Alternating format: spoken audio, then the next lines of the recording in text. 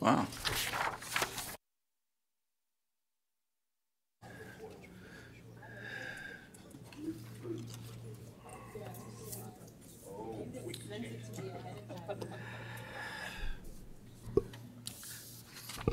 Everybody ready?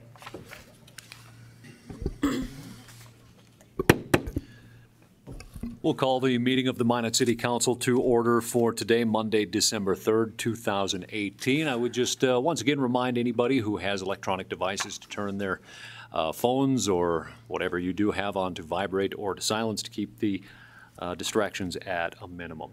Roll call, please, Kelly. Janser. Here. Olson. Here. Pittner. Here. Padragula. Here. Straight. Here. Wolski. Here. Sitma. Here. Pledge of Allegiance. I pledge allegiance to the flag of the United States of America and to the republic for which it stands, one nation, under God, indivisible, with liberty and justice for all.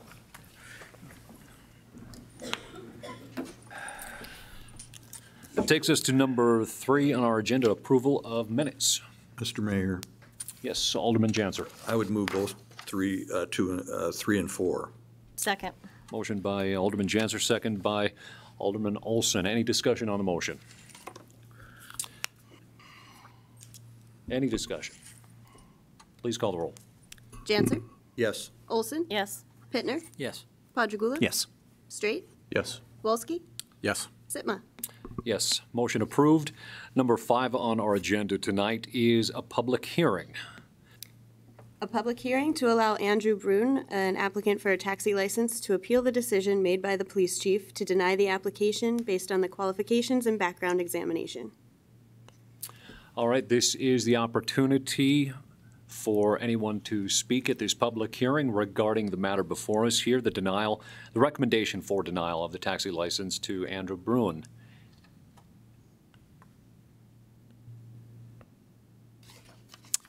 Going once. Last opportunity to speak on this. Seeing none, I would entertain a motion. Alderman Janser. Mr. Mayor, I move that we close the public hearing and affirm the denial of the license as recommended by the police chief. Motion by Alderman Janser for the denial. Second. Second by Alderman Pitt. Any discussion on the motion? Please call the roll. Janser. Yes. Olson. Yes. Pittner. Yes. Padragula. Yes. Straight. Yes. Wolski. Yes. Sitma. Yes. Takes us to number 6 on our agenda for tonight, personal appearances. This is an opportunity for anyone in the audience to come forward and speak on any item that is not on our regular agenda this evening. So if you do have something else that you would like to talk about this evening that is not on our agenda, this is your opportunity to come forward. And if you do, we just ask that you state your name and your address and the issue that you want to talk about.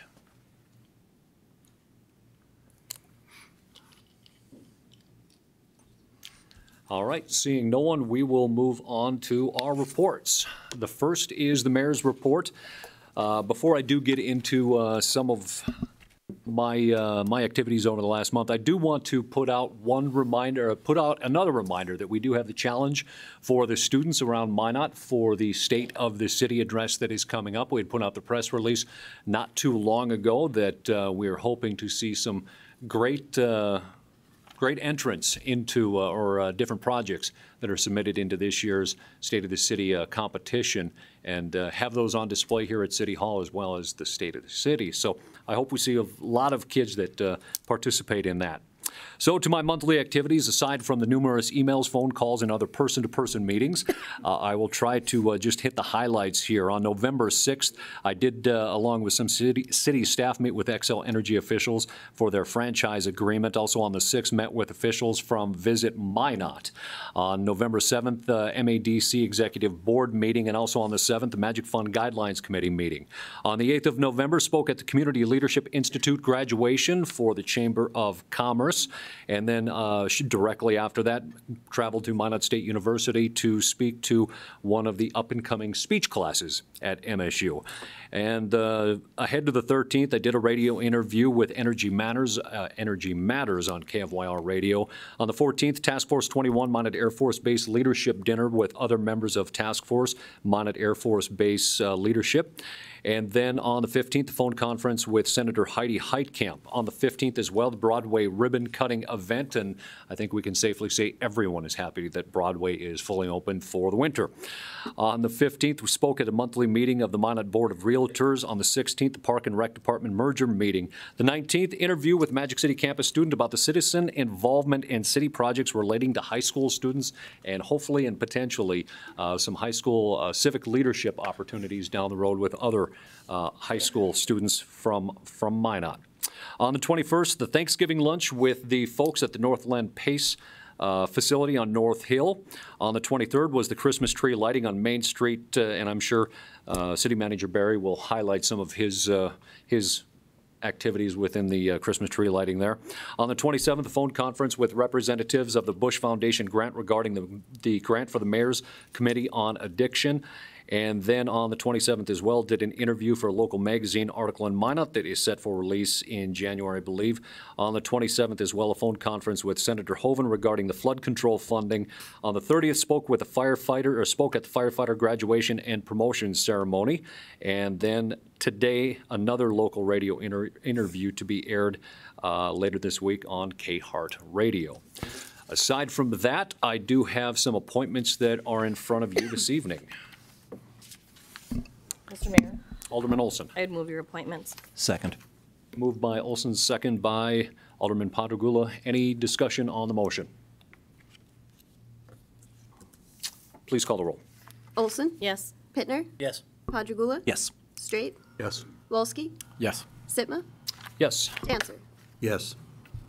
Motion approved, and that is the extent of my report for this evening. There is a full copy that that will be available within our minutes as well that has already been emailed out.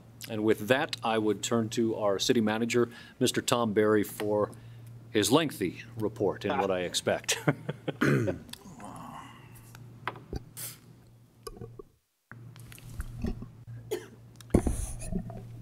Thank you, Mr. Mayor. It's a little bit lengthy this time because it's the end of the year and we've got a few things to talk about for year end.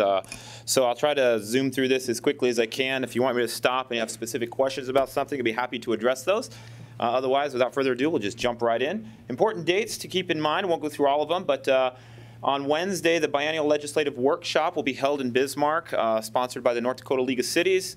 The Parks and Rec merger, there's going to be a public meeting on the 10th of this month at 6:30 p.m. over at the Roosevelt Zoo. So if you're interested in participating in that, you'll want to put that on your calendars. The Employee Awards event will occur on the 12th in Auditorium Room 201 at 2 o'clock. This is the Service Award program.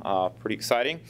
And then lastly, maybe a couple closures to be aware of. Of course, 24th and the 25th of December, city offices are closed for the Christmas holiday. And then on January 1st, offices are once again closed for the New Year's Day. We'll get to construction updates. I have probably 6 here, although we've had many, many more construction projects going on. We'll get to the ones that have probably impacted the public the most. Start with the Broadway Bridge. Of course, it is completed. We did cut the ribbon not too long ago. Just to kind of close this out with information, it's a $21 million project spanning over 2 years. Minot only had to contribute about 10% of that, $2.1 million for the improvements that we made as well. As upgrading a 50-year-old bridge infrastructure and created a wider pedestrian path, as you all might know. Of course, with better gating, or rails, I should say, as well as nice pedestrian lighting. The aesthetics for the bridge were also incorporated into those of the flood control project, so it was a nice partnership there for all of that. The Northwest Water Tower project is nearing completion. It should be done by the end of this month. Of course, this triples the size of the existing water tower, which was 500,000 gallons. It takes it to 1.5 million gallons, increasing both flow and capacity as well as fire flows for the region. About $3.3 million for this particular project. We're excited to bring that on.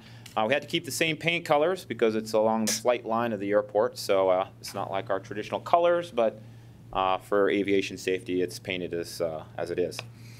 The flood control projects are moving along quite well. Most of them. The cost there is about $80 million or so. I want to thank the Source River Joint Board for their significant contribution in, of course, design with other engineering companies and leading this project through our community. This is the first year of many substantial efforts for flood control, as you know, going forward. For MI1, 2, and 3, this is the first year of 2, so we'll continue this project moving into next year and over some parts of the winter. The Perkett pump station is going to be, the footings are poured and the walls will be going up soon. So that should be online by summer of next year. So we're excited about that too. The 83 bypass, as you know, from 4th Avenue south to Highway 252, that's completed. That was a $16 million project. The city contributed $2 million to that project. As you may know, the state did pull out the northern portion, the completion of the project from 4th Avenue North to 83, Highway 83. We were successful in getting that project put back in after consultation with the state director and the governor and others. So we're excited to once again inform you that that project is back on track and should be completed by the end of next year. So that's pretty exciting. The water treatment plant is well underway here. We're in the first year of 2 years for the plant expansion.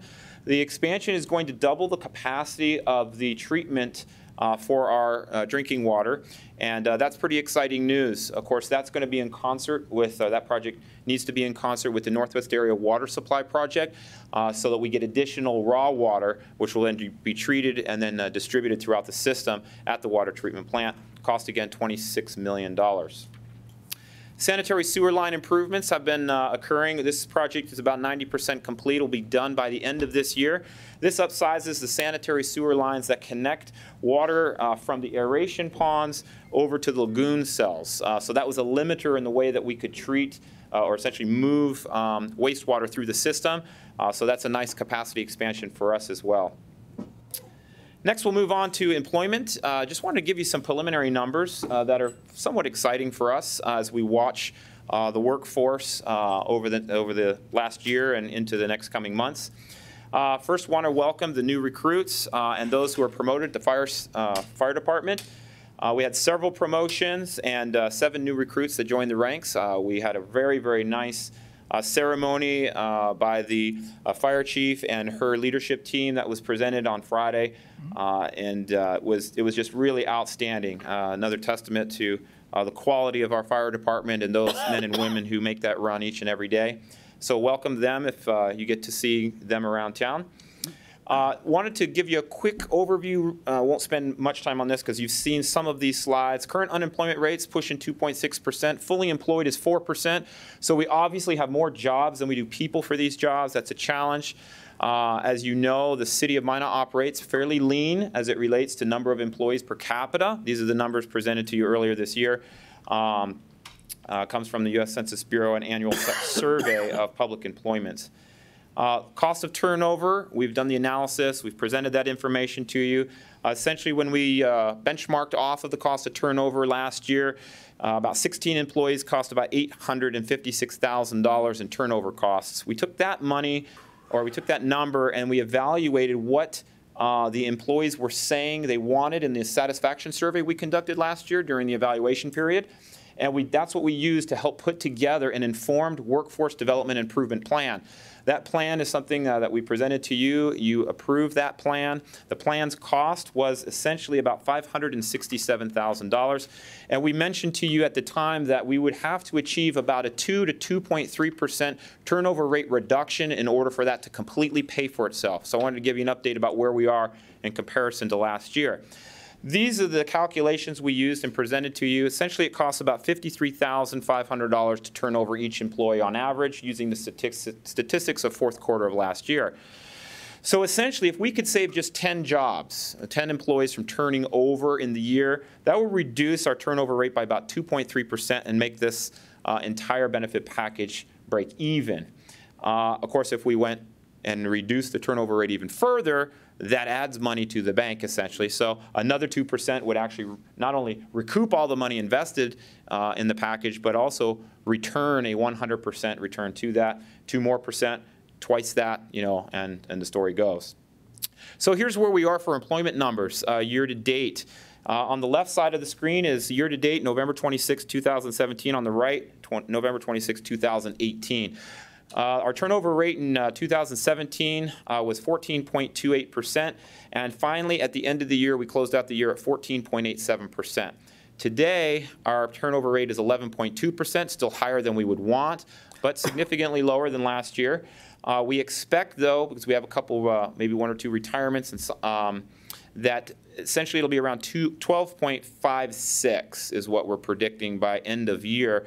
That would be a reduction of right on target 2.3%, and that's just for the last quarter of this year. Of course, we need to keep that number throughout all of next year in order for this to prove itself out.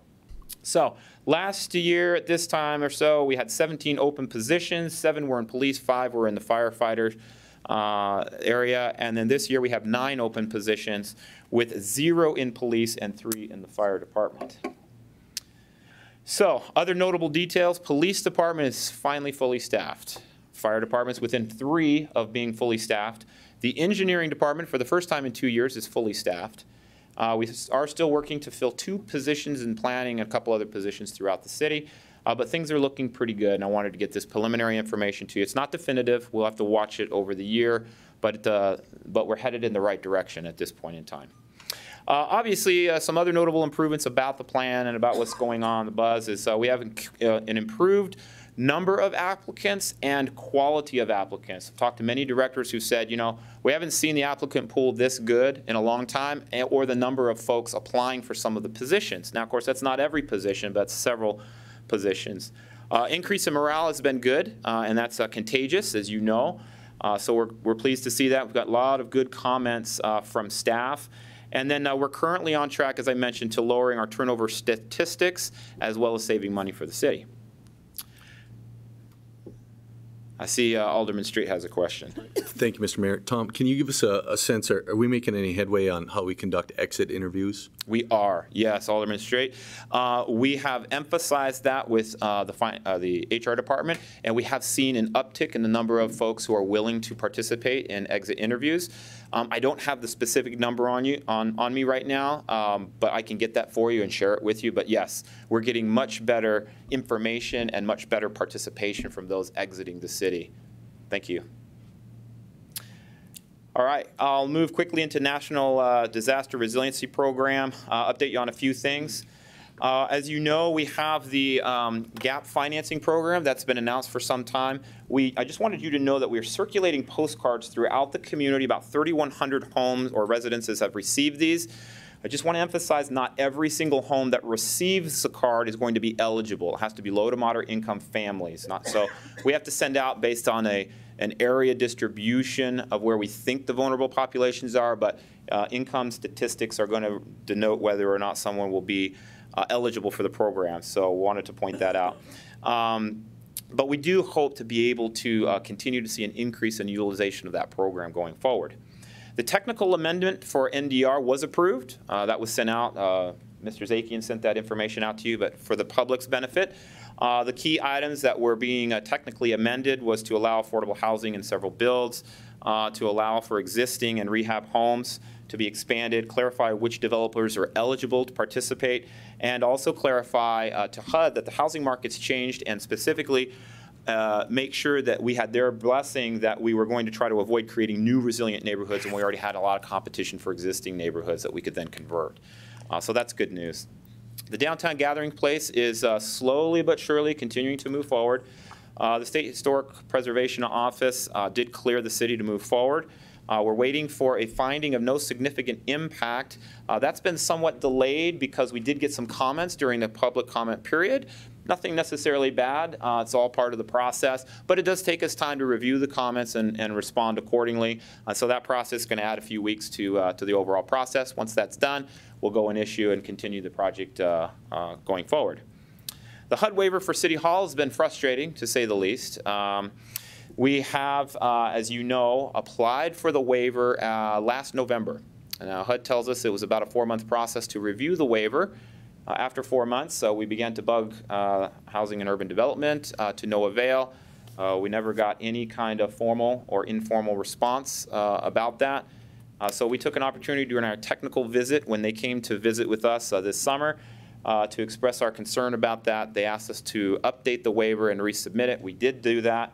Then they told us that we'd find out by the end of November. Of course, that's come and gone. Now they're telling us end of December. So I just want to let you know, despite the fact that we've been awarded the money for the City Hall relocation project, we're not allowed to use that until we get this waiver from Housing and Urban Development.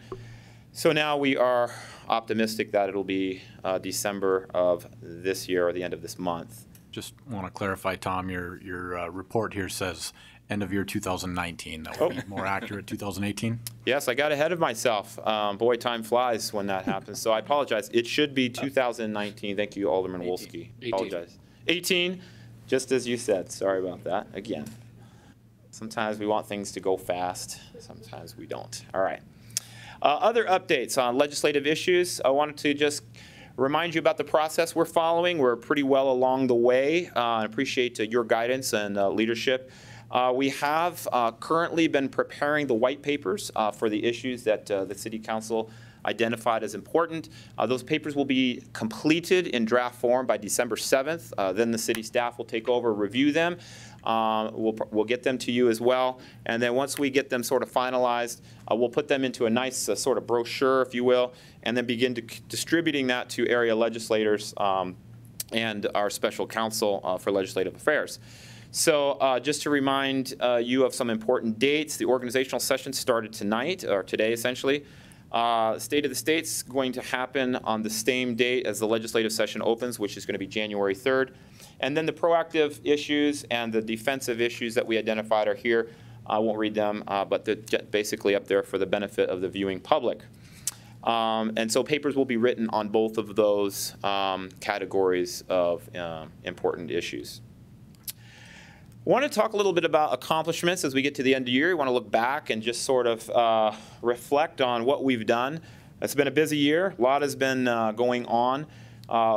Just to remind you again, essentially, I look at the organization in 5 principal component areas. What are we doing on the financial front? What are we doing for customers, employees? How are we handling the operation? And finally, what are we doing strategically? So I'll go through each of these very quickly. Probably won't read all of them, but on the financial front, we have made extensive progress on a number of fronts on the financial front. This was a difficult year, as was last year, as we've studied and learned and evaluated and come up with a number of different analyses to identify what needs to be done on the financial front. Of course, we have a lot of financial issues that we're monitoring and we're adjusting for, from large-scale projects like NAWS and flood control to some of the smaller capital projects to other needs, both on workforce and other personnel needs, to everything that you can imagine. So the fundamental component I want to be most focused on, I guess, at the moment is the fact that we are attempting to long-range plan everything we're doing financially.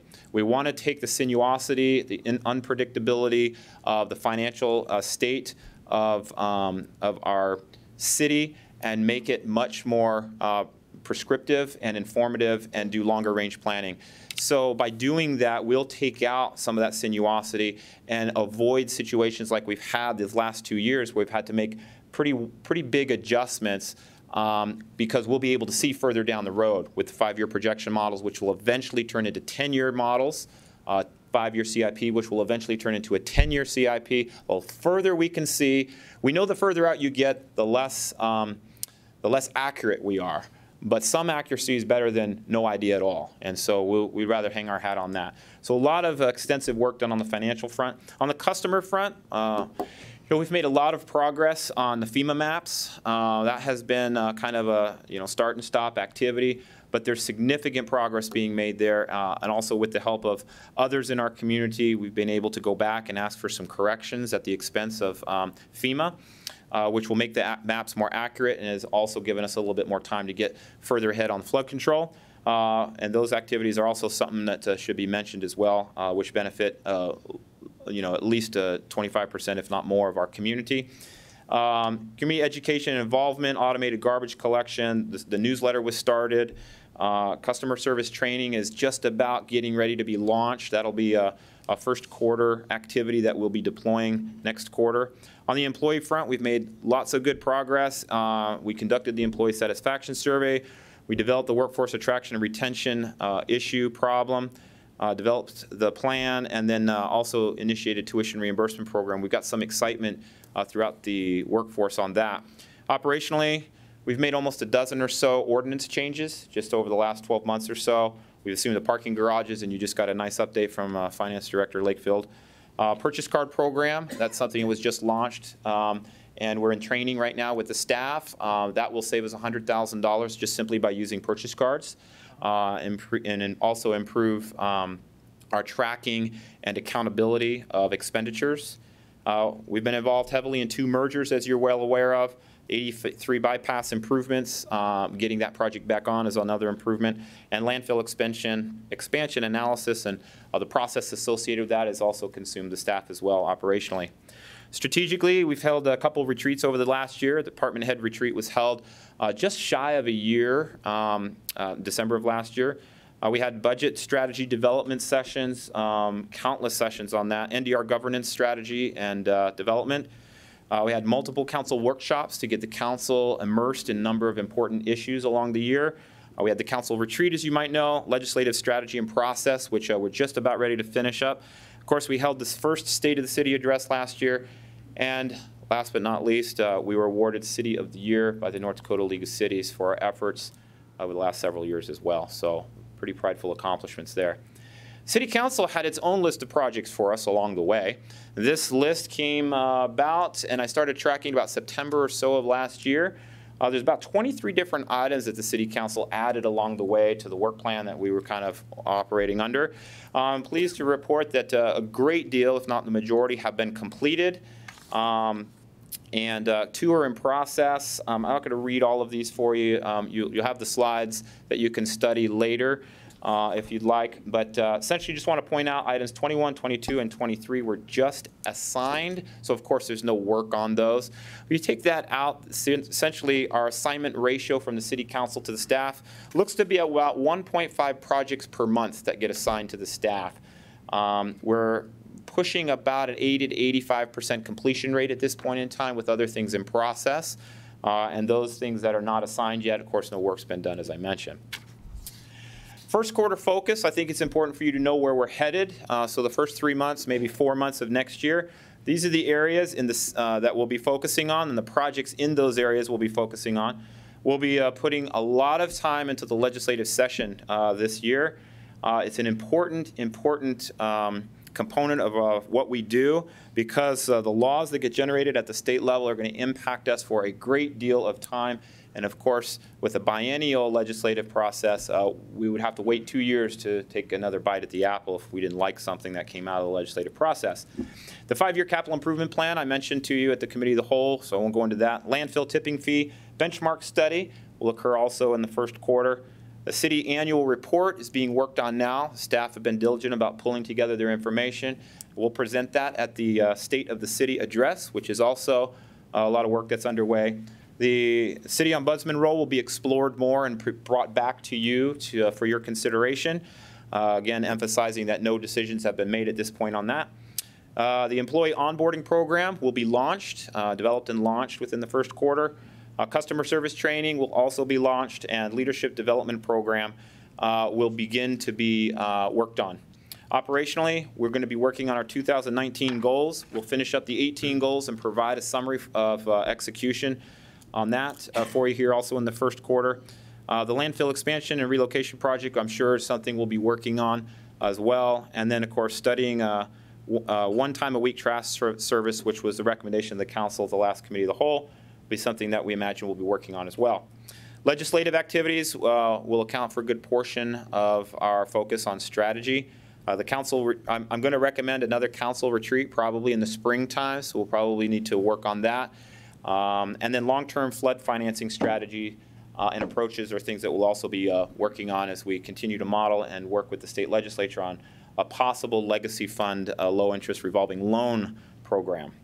I want to just remind the council to save the date, as well as for the community. The State of the City address will occur on January 31st, 2019. More details will be coming. Location will likely be the Magic City campus, and it'll be roughly the same time as last year, or this year, January. So we'll, again, get more information out to you, but at least you have that on your calendars. Next, we have a very special recognition. And I'd like to invite the fire chief up. Where's she at?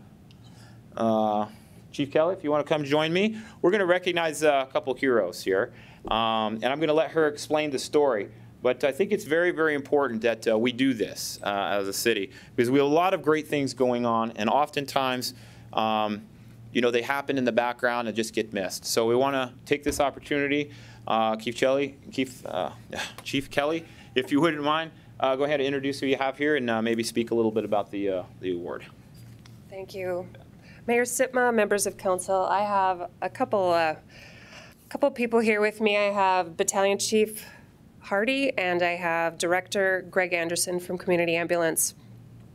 On November 7th at 12:48 p.m., the Minot Fire Department Community Ambulance and the Minot Police Department were dispatched to 1500 24th Avenue Southwest, which is the Trinity South Ridge complex, for a witnessed sudden cardiac arrest in the parking lot involving a 21-year-old female.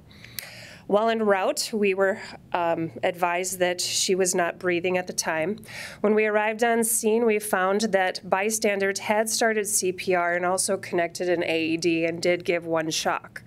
The fire department personnel took over patient care, and when we had community ambulance arrive, they had a pulse by that time. Bystander CPR with quick response from the fire department as we arrived in 3 minutes and 27 seconds from dispatch, plus ALS intervention and to the ER in 25 minutes, allowed for a successful outcome of this patient. Fire department personnel along with community ambulance personnel are going to be honored for their efforts by the American Heart Association by the Heart Saver Hero Award. I'd now like to turn it over to Director Anderson. Mr. Mayor and the Council of Minot, I want to read a letter that was received from Mr. John Kutch, President and CEO of Trinity Health. Said, I learned of your Heart Saver Award from the American Heart Association today. My sincere congratulations to the entire community ambulance service team, especially Christopher South, paramedic, Carter Gage, EMT, Cheyenne Tesher, EMT, paramedic student. This is an outstanding recognition. More importantly, commendation and recognition for your difference of all you do have made a savings in the life of a young woman. God bless you all. You are all very important and mean a great deal to our community. I'm aware of your work oftentimes goes unrecognized and unappreciated. Be it known, community ambulance service is known and appreciated for making a daily difference in our community. Thank you for making life possible in Minot. Sincerely, Mr. John M. Kutch, President and CEO of Trinity Health. Yes, and with that, I'd like to call up Christopher South, Paramedic South. Carter Gage. I believe he probably is absent this evening. He is out on a call. And Cheyenne Tesher.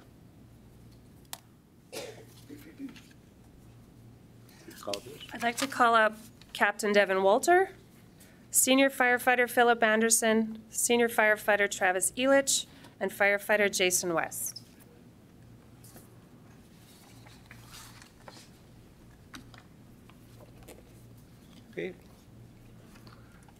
Okay, on behalf of Community Ambulance, Trinity Health, I'd like to recognize Christopher South.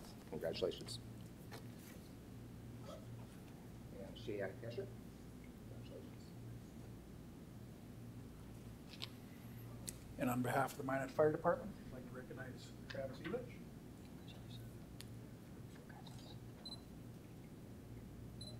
Devin Walter.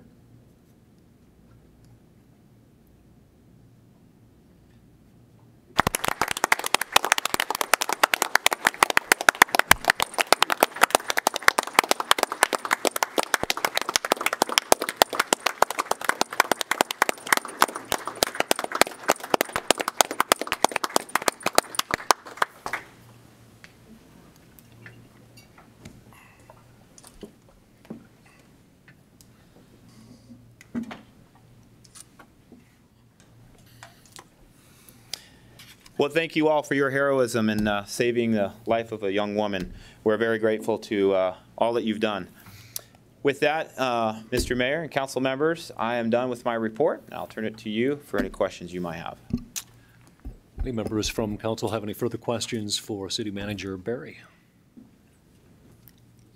Alderman Straight. Mr. Mayor, Tom, I just wanted to point out that slide regarding the first quarter focus, and in the future, over the next 3 months, if you can maybe educate us on, we're optimistic we're going to receive some additional Hub City funding, and I think many of us would kind of like to know how the staff intend to focus that on kind of some of the bigger strategies and plans that you all have, because I think that would be kind of important for us, if you would, please. Excellent. Mr. Mayor and Alderman Straight, we'll certainly do that. We may not be able to get to that in the first quarter because we will have to see what the funding formula looks like, and dependent upon how much changes in the funding formula and how that impacts what revenues we might expect to receive, that may dictate what we can and can't do. So as soon as we know that information and can start plugging that forward, we'll certainly get you that information. And if I may, City Manager Barry, too, that funding source likely won't be available in 2019. Correct. It will likely be for 2020, and that opportunity, of course, for the next budget, and will be known at that time. Correct. Any further questions? Thank you all. City Manager Barry. Yeah. To our City Attorney. Mr. Mayor and members of council, I submitted a written report, and I would be happy to answer any questions. Any questions for our City Attorney this evening? If not, thank you, Kelly, for the written report. That takes us to number 9 on our agenda for this evening. Consider the report of the Planning Commission. We had 2 items that were forwarded to us from the Planning Commission this week. Alderman Janser. Mr. Mayor, I'd move those 2 items. Second. Moved by Alderman Janser, seconded by Alderman Olson. Is there anyone in the audience that would like any one of these items pulled? If not, they will be approved in consent as forwarded to us by the Planning Commission.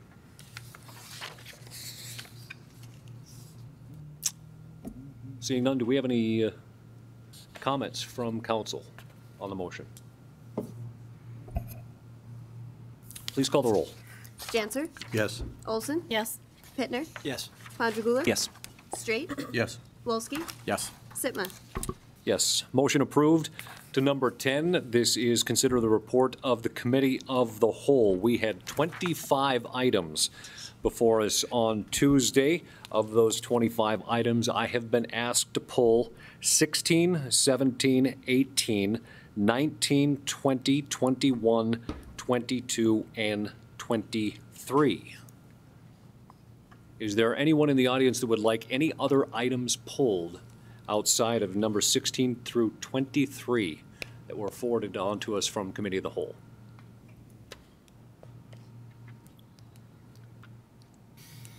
If not, I would entertain a motion. Mr. Mayor, Alderman Olson. I would move approval on the remaining items. Second. Motion by Alderman Olson, second by Alderman Pittner. Again, if anyone has any other items outside of 16 through 23, the remaining items will be passed on consent as forwarded to us from Committee of the Whole. Any discussion from council on the motion? Please call the roll. Olson, Yes. Pittner, Yes. Padrigula, Yes. Straight, Yes. Wolski, Yes. Sitma, Yes. Janser. Yes. Motion approved.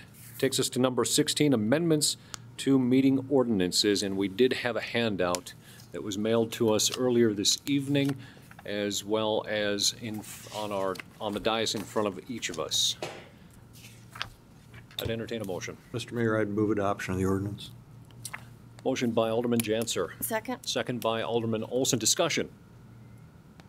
Alderman Padrigula. Yeah, I have no problems with moving and trying the twice monthly council meetings. The only comment I'd have is I've been a little disappointed with the Committee of the Whole process in the sense that we still don't have, I think, as conducive an atmosphere to just discussing things informally as I'd hoped for.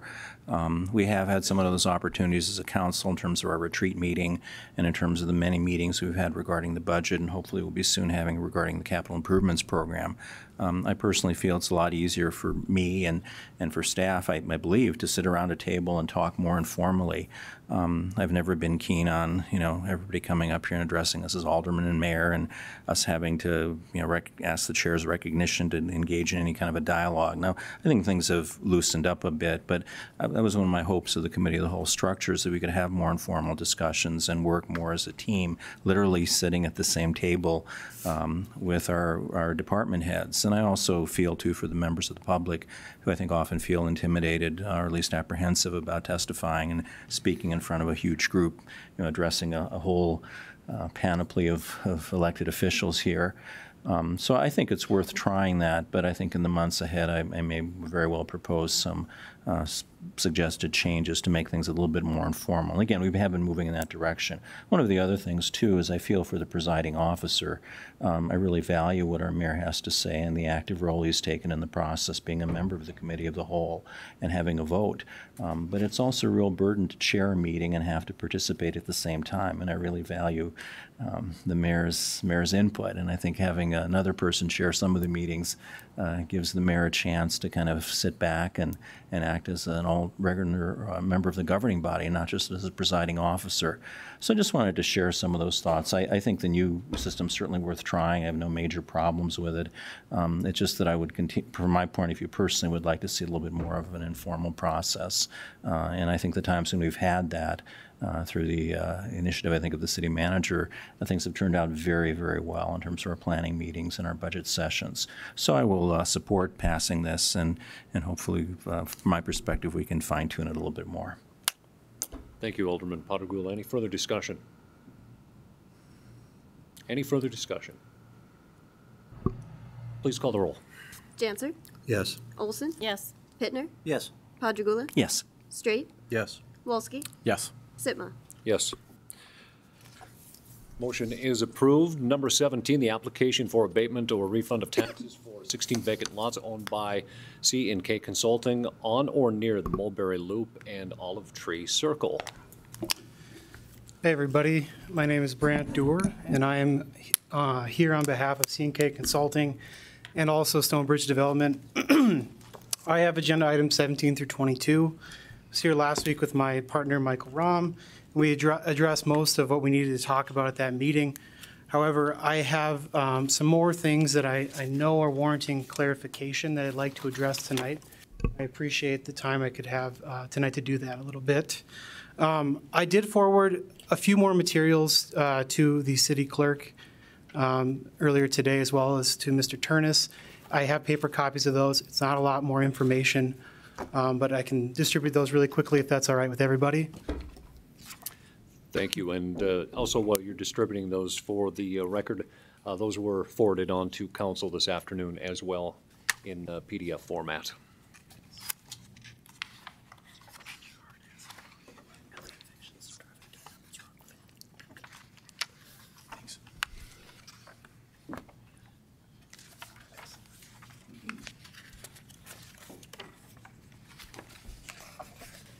Again, I want to thank the council for its time. I'll try to get through these clarifications as quickly as possible, and so we can all use our time most efficiently. I'm going to address a lot of the concerns kind of globally that were raised regarding our applications. First of all, last week at the Committee of the Whole meeting, Mr. Turnus raised some issues regarding the timing of the applications for abatement and how that was somewhat difficult. I want to make clear on this record that those are the timelines we have provided by statute, and unfortunately we can't do anything about those at this point, aside from writing our legislators in the future. My client, the taxpayer, has met those deadlines, and we're asking this council to consider our applications. On a related note, the members of the Committee of the Whole, some of them expressed some concern about potential unfairness of going back and evaluating the value of these properties. Again, I want to make clear that that should not be a concern of this committee, this local governing body, because every taxpayer has the right to go through this process. And any decision that would result in a reduction of the assessed value here would not be unfair to those other members of the community that had their own opportunity to do the same process that we have done. Additionally, I want to make clear that the city and county is not going to be required to do the same for every other property assessed in 2016. The timeline for owners of these other properties, like I said, has now passed. So that should not be a concern in the minds of this committee. Next, there is a bit of confusion at the committee of the whole meeting over the discrepancy between the values listed on our applications for abatement and the values that we are presenting to the committee at the meeting. Again, I'm going to address this globally because this appears on all of our applications, but you'll notice that the number is much lower on our applications than the information that we presented. Now, in effect, this is a floor for our request. The applicable statute, North Dakota Century Code, Section 57-2306, Sub 3, provides that the application number is basically a floor, and we are not able to come to the hearing on these applications and present evidence showing a value that's less than the amount that's on the application. This body is free to deviate upward from that. And additionally, the North Dakota Supreme Court has recognized that the council, local governing body, county board of commissioners, whatever it may be, may choose a value within the range of evidence so long as there's some basis for the council's determination. So you're free to deviate upward from that. We're free to deviate upward from what's on the abatement application. Now, these things happen kind of quickly. We want to get a number on there that we know is low, and that when we go back and do the legwork, we won't come back with a number that's lower than the one on the application because we're stuck with that as a floor. So just to be clear, we were aware of the difference in that, and we're simply, after doing the legwork on these properties, we realized that the number was actually a bit higher than that appearing on the applications. And then I wanted to address, just to make it clear as possible, what this committee is being asked to do in reviewing our applications. We are here because of a good faith dispute over the true and full value of these properties. Okay, and that is what is being considered. This board is not sitting in review of the city assessor's work like an appellate court. It's not looking back to say, well, the assessor considered these things, he did a bad job. That is not at all what we're here to do. What we're here to do is have you address and review all the evidence presented and find a true and full value of these properties. Our position that it is less than the assessed values for 2016. And again, you have the ability to find a range between what's on those application numbers and what the assessors found. You're not tied, we're not trading these numbers back and forth and you got to pick one or the other. That's not what's going on here. We're presenting all the evidence that we believe is related to the values that's useful in determining the true and full value. And again, if we're wondering what we're looking at here as far as true and full value goes, the definition is the value determined by considering the earning or productive capacity, if any, the market value, if any, and all other matters that affect the actual value of the property to be assessed. That comes from the statute, North Dakota Century Code, Section 57-0201, Sub 15. That is the definition we're looking at. That statute contemplates viewing information about the income-producing capability of a property, which we've presented for agenda items 18, 19, and 20, as well as 21, in the sense that we have presented that agenda item as being a property that's best used as a rental property rather than selling as individual ownership units. Now I guess we can move on to agenda item 17 specifically. A couple things I was going to say today about that. In the materials that I provided you tonight, I've included some information that shows contact between Drew Lickness, a realtor, and my client in 2015. This is just to support what we put in last week about the pricing list. We had a realtor, or my client had a realtor marketing these units using the price list that the realtor had created in 2015. Now, although these were not posted out town square, so to speak, for everybody to see, the contact information of the Realtor was posted in signage there. And also in your materials is a screen capture of an archived version of the Stonebridge website that's dated April 5th, 2015. And on that, you can see that Mr. Lickness's information is included, as well as the contact information for several other builders, so that anybody who is interested in purchasing these properties would have contact information and be able to speak with them. And those pricing lists from 2015 and 2016 would be the figures as far as the starting point goes in negotiating a price for sale of these properties.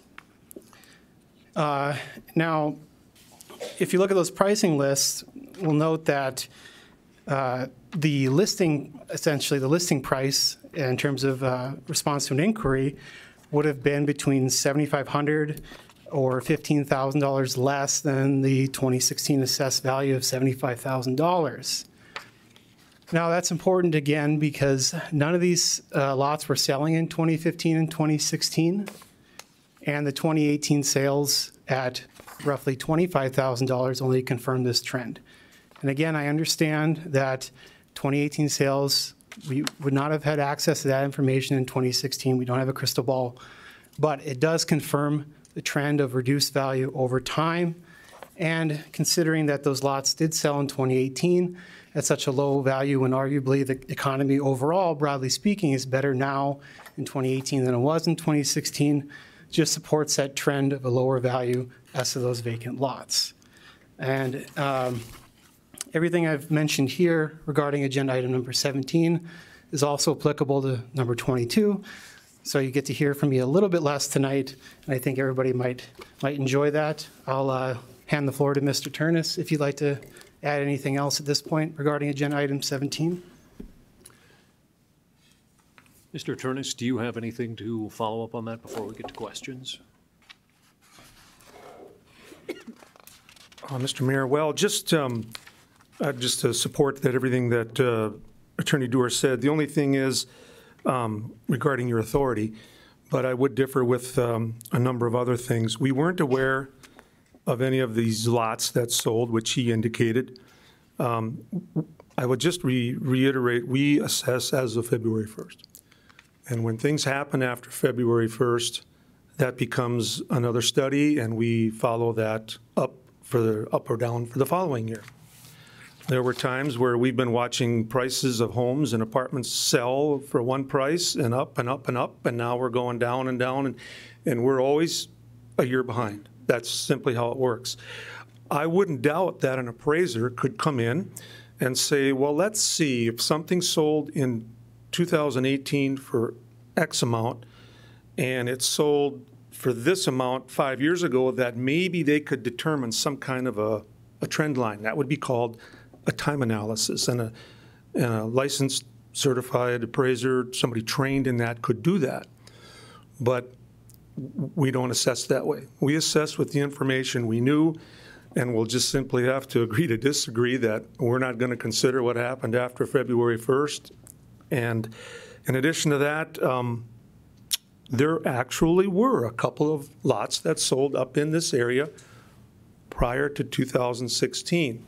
They were sold not from Stonebridge Development, but they were sold between a buyer and a seller. And what they were half lots, and they're in your analysis, but they were half lots that sold for $40,000 each. Now, at what point do two half lots that sell for $40,000 not somehow support that a full-size lot is worth $75,000?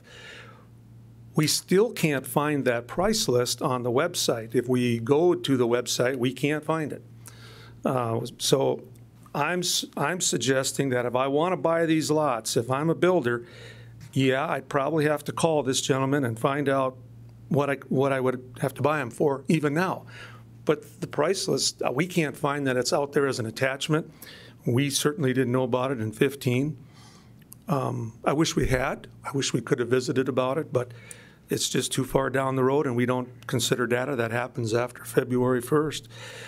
The only other thing I'd add is we also had some full-size lots on North Hill that sold that supported our value on these over here.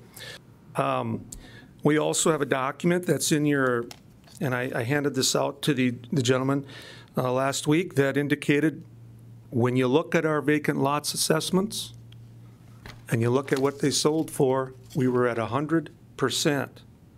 And so I guess we had a model that was calibrated to market. That's what we used. And what happened afterwards is something that we recognize a year or two in the upcoming assessments.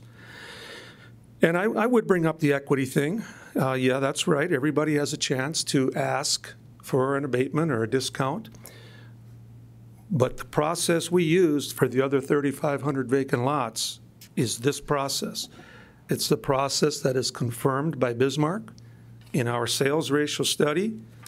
If you go to Bismarck and you want them to consider sales that happened after February 1st, they can't help you at the Board of Equalization. I've been there. That's how it works.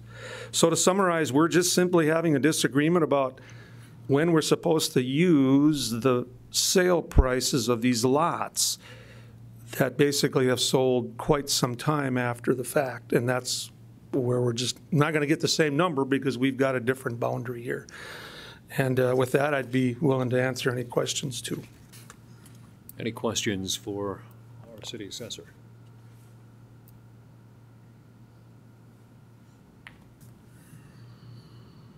If not, do you have anything further? I just want to clarify again that I wasn't saying that the assessor should have used the information that I'm presenting right now. What I am saying is that this council has the ability to view all the evidence presented at these hearings and reach a different valuation than the assessor has reached. And frankly, you could reach one that's higher than what we've presented, but less than what the assessor's presented as well. Just to clarify that. As far as moving on to agenda item 18, if the council's ready, we can move there.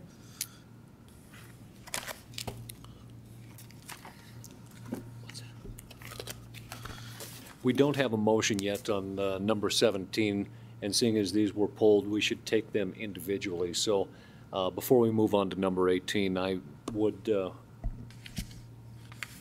close a hearing and suggest a motion for a hearing close, unless there is further questions on number 17. It is not a public hearing. So we are just in need of a motion. I apologize. Mayor. Alderman Pittner. I would make a motion to affirm the staff recommendation and deny the abatement. Motion by Alderman Pittner. Second. Second by Alderman Straight. Any discussion on the motion? Alderman Wolski. Mayor Sitma, thank you. Sir, I appreciate you standing here and sharing this information. I'm going to continue to oppose this abatement request. What I've looked at tonight, frankly, doesn't look much more like any more than an email exchange between a few individuals. I do not see this as an establishment of value in any way or form, but I do thank you for coming. Any further discussion or questions? If not, please call the roll. Pittner? Yes. Padragula? Yes. Straight? Yes. Wolski? Yes. Sitma? Yes. Janser? Yes. Olson? Yes. Motion passed. That does take us on to the application for the abatement or refund for taxes for 3215 8th Street Northeast. All right. On these, I wanted to clarify, I'll start with number 18, of course, we'll move in turn from there. So when we prepared our income-based approach to valuation, that is seen under the tab for agenda item 19, I believe, in your binders, that considered our agenda items 18 and 19 as a single economic unit. So tonight, I mainly wanted to clarify the value requested on each of those individually, just to make your decision a little easier as far as knowing how the numbers shake out there. And how I did that is I took the city assessed value for both of these parcels, combined them to get an overall combined value for the two, and then the ratio of the value for each of these properties from within it. So specific to the 3215 8th Street Northeast property, which is a 48-unit building, that was 57% of the assessed value. So the number that we are requesting that this body find to be the true and full value for this property, based on that, is $4,283,808.53. And that comes out of this income-based approach chart, as you can see. And like I said, I've given you a number specific to this property because our income-based approach calculation considered the both together as one single economic unit. Again, I just wanted to mention that this approach to valuation makes sense when it comes to an apartment building. You wouldn't assign value like you would to like a single family home in the same manner, where you might have a ton of market examples out there as far as to compare the value to in that approach. This approach makes sense. We pulled our capitalization rates from real estate market surveys from Realty Rates. It's a reasonable cap rate. We've loaded the effective tax rate into that cap rate to avoid overstating the real estate tax expense, which would actually result in an even lower number here. And we just simply believe, based on the information that's underlying this, that creates our calculation, which again is actual data from 2015, that this is the true and full value of the property. And we ask this council to grant our request for abatement and reduce that value to the number that I mentioned just moments ago, $4,283,808.53. Thank you. Thank you.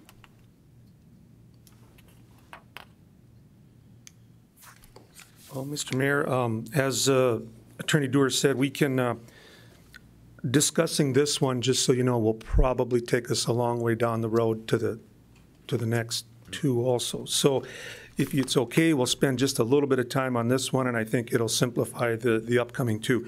Had to give you this if I could, so you can follow along with our recommendations and check our math. We've had the chance to check yours, and then we'll all have another opportunity to review this as we move to the county level, of course. First of all, Derek, could you bring up the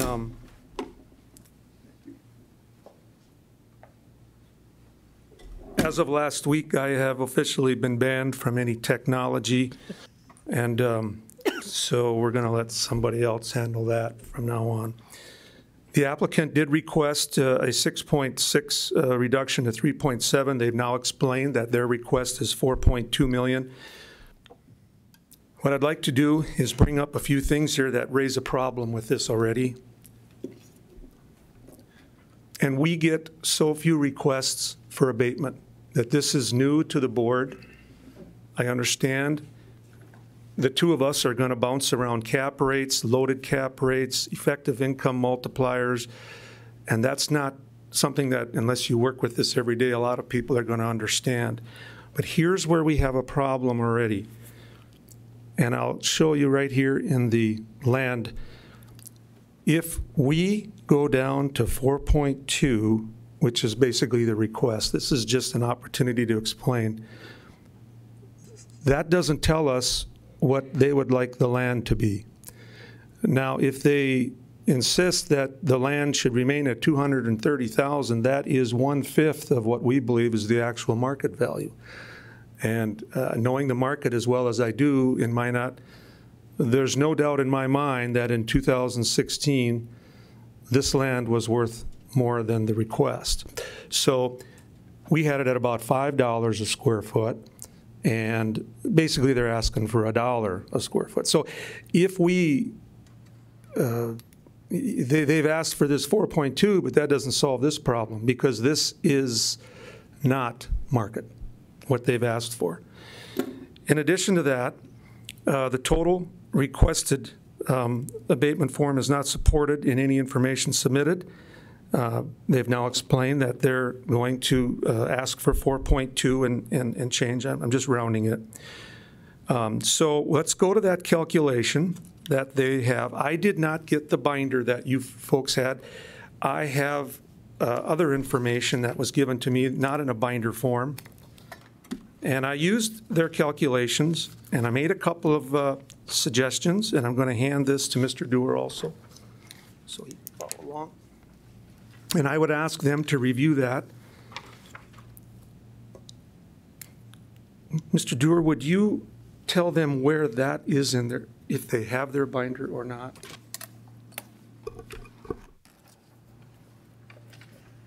It's under agenda item 19 in the binder.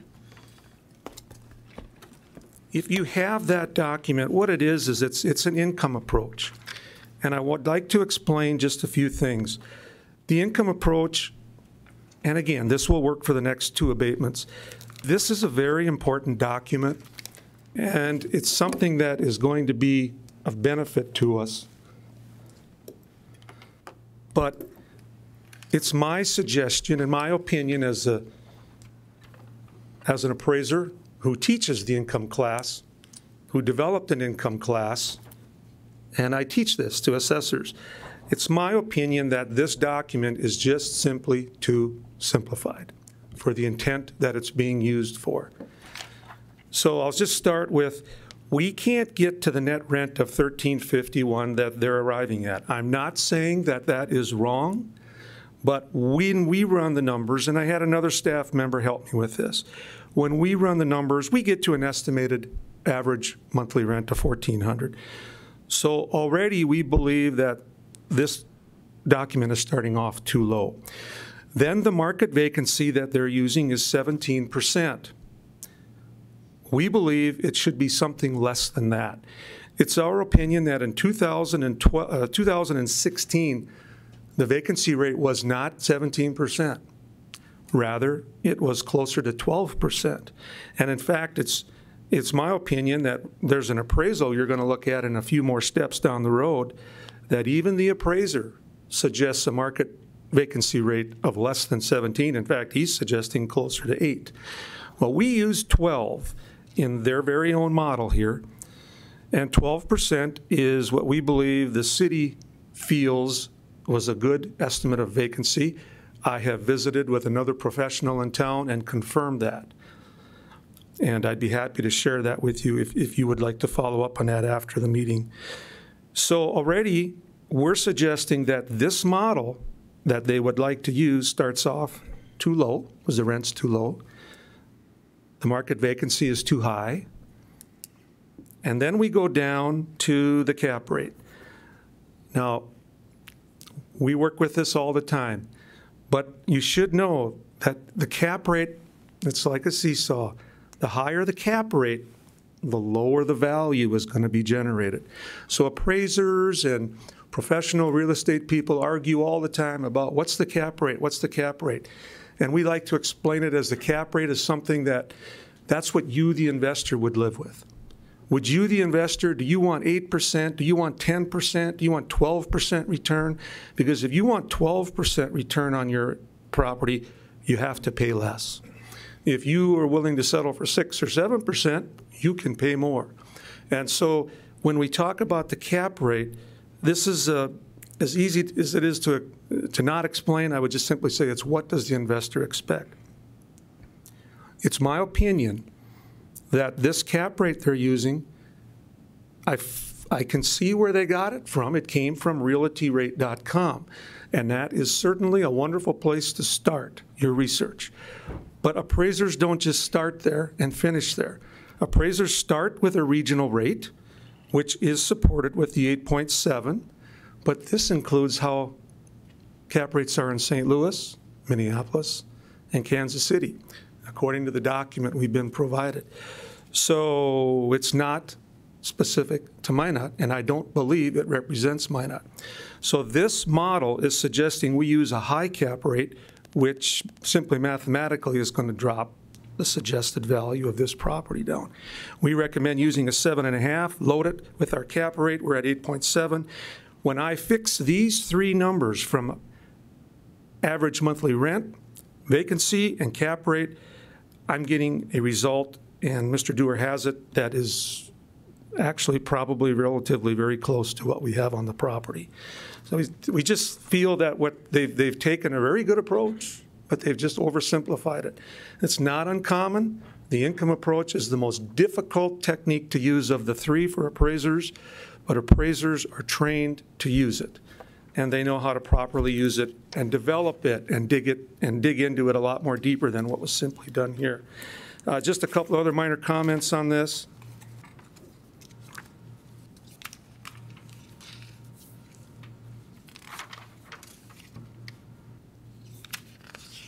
Would you bring up the grid?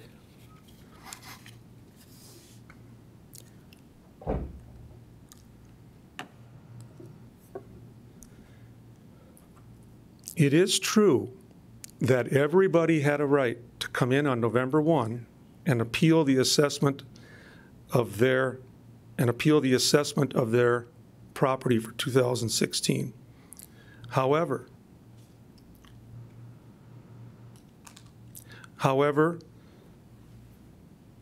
this is what was the end result.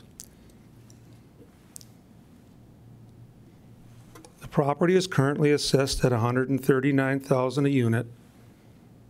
The original requested amount was $77,812, and I imagine, I haven't done the math because this is just the first time I've heard that they would be willing to settle for 4.2.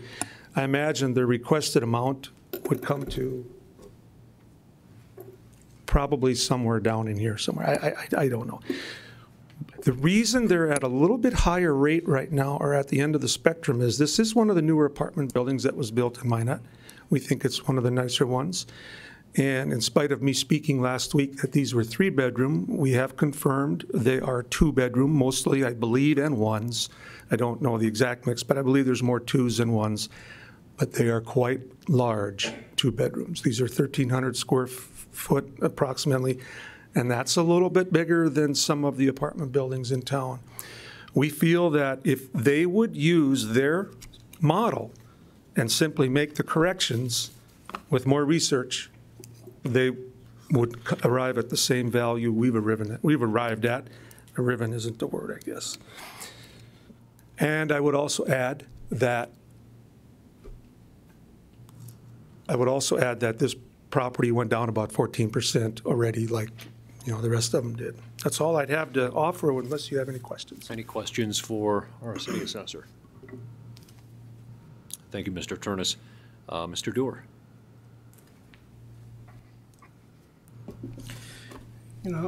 I would just add that, of course, we disagree with what the assessors presented as far as that goes. And additionally, the market vacancy, it's a bit of a misnomer on there. My understanding from my colleague is that the vacancy rate was pulled from the rental rolls themselves. So that's where that number would have come from. That's all well and good if the average around town was a different number, but that's my understanding of how this calculation was reached, was pulling that from the rental rolls themselves. And as far as a per unit value based on what I presented tonight, we're looking at roughly $89,246 instead of that $77,000 number that came in on the abatement application. Just for your consideration on that. That would be all I have to add, other than I was going to note that those are 2-bedroom units, as 2 and 1-bedroom units, as Mr. Turnus has kindly noted for us tonight. With that, I'd be prepared to move on to agenda item 19. Of course, if you need to call roll right now, I understand. We do need to address number 18. Any questions for Mr. Doer on number 18? We do need a motion.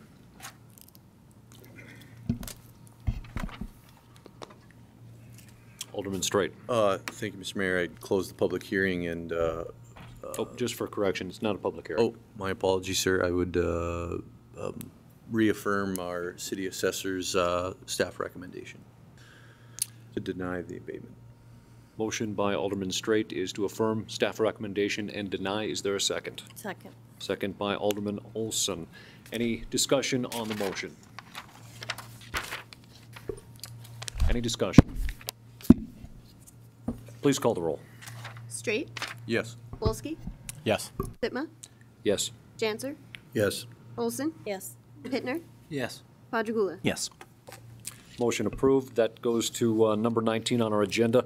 The application for abatement or refund of taxes for 3241 8th Street Northeast. Mr. Doer.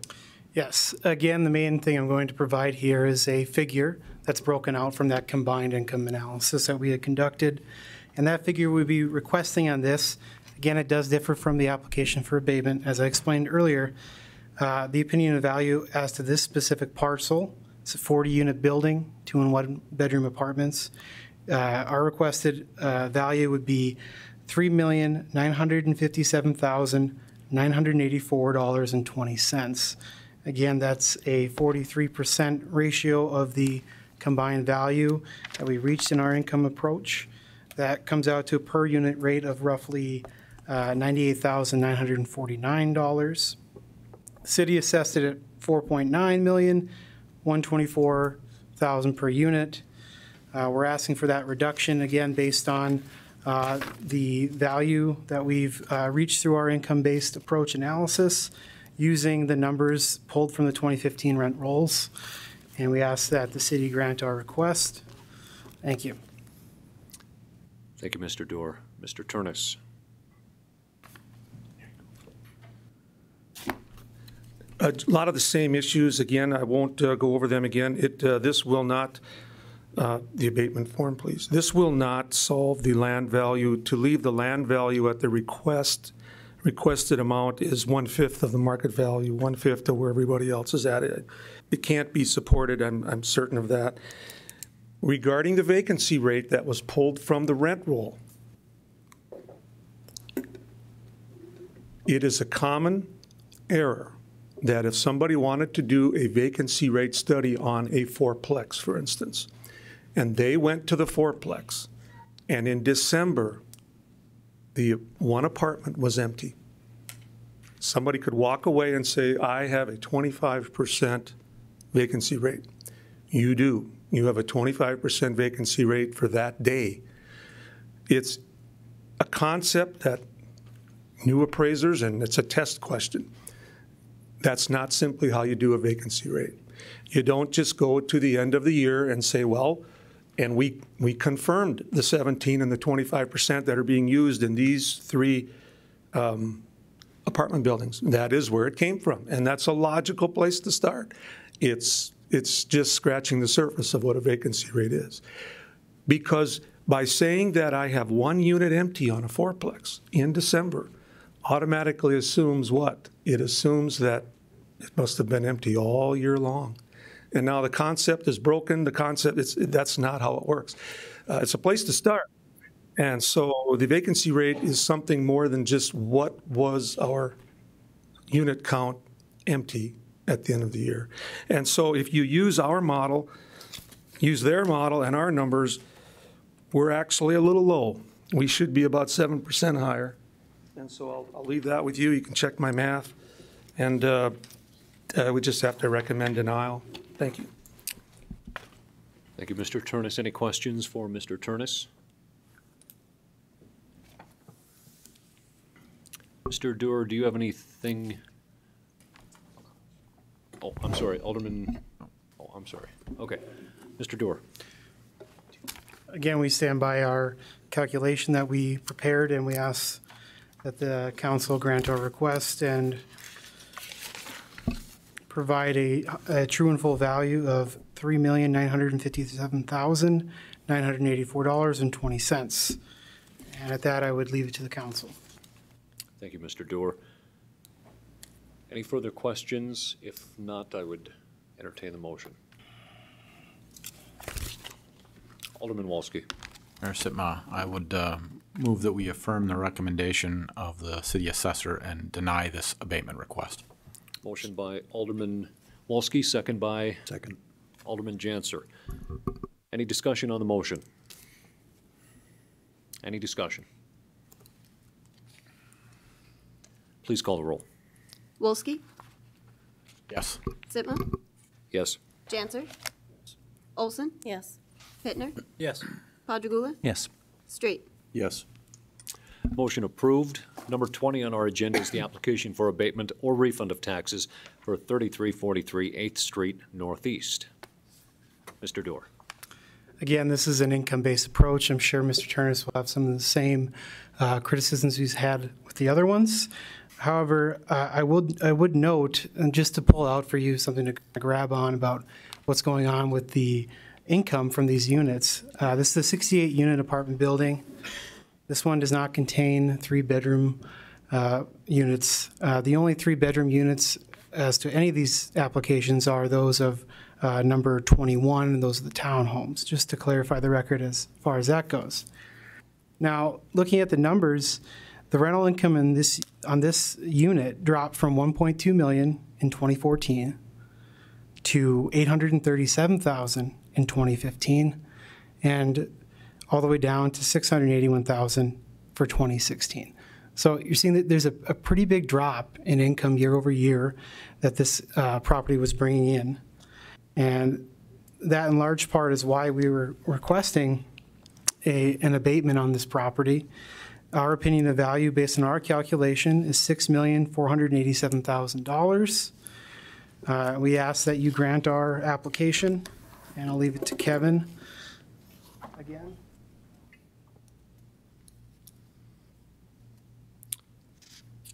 City Assessor Turnus. Correct, and I won't belabor anything, just some notes here, and then again, our calculation.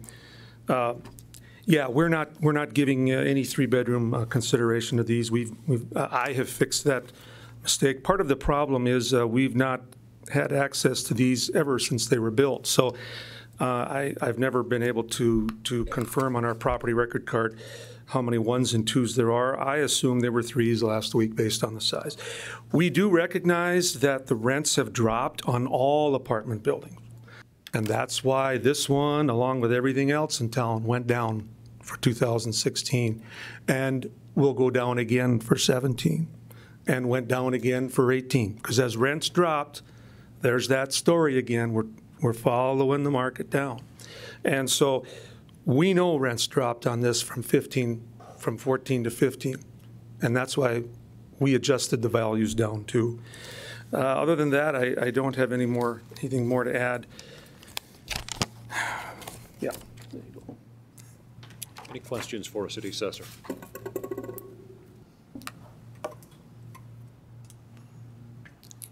Anything to follow up, Mr. Doer? No, I just would reiterate our request that the city grant our request and abate the value of the property here to $6,487,000. And again, just keep that figure in mind. We're looking at a drop $1.2 million, $837,000 a year later. That's a significant drop. Now, and ask yourselves whether that is equal to the drop that the city assessed it at, and just consider that point. And we'd ask you to grant our request. Thank you. Thank you, Mr. Doer. Motion from council. Mr. Mayor. Alderman Janser. Mr. Mayor, I would move that we deny the request and affirm the valuation of the city assessor.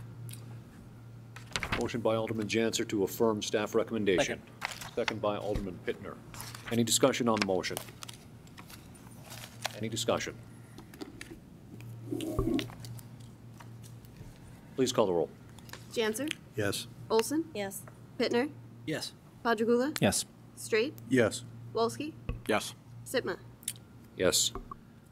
Motion passes. Number 21, the application for abatement or refund of taxes for 46 townhomes owned by Townhomes at Stonebridge.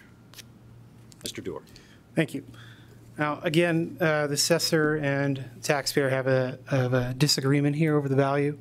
They also have a disagreement over what these are should be valued at in terms of an economic unit, in terms of rentable income producing property, or individual ownership units. Now, it is our position, taxpayers' position, that the highest and best use of this property is as a rental unit. And we'd ask that the city consider that and consider the appraisal value as provided in the appraisal in the binders in there. And You will again note that there was a big difference in terms of the number on our application for abatement and the number we're actually requesting. It's a pretty modest decrease we're looking at here in the grand scheme of things. We're looking at a difference between the city assessor's value and ours of $514,000, and we're seeking an appraised value collectively on this of $9.85 million. Again, the city assessor and the taxpayer disagrees over what's the best use for this property and how are these property properly valued.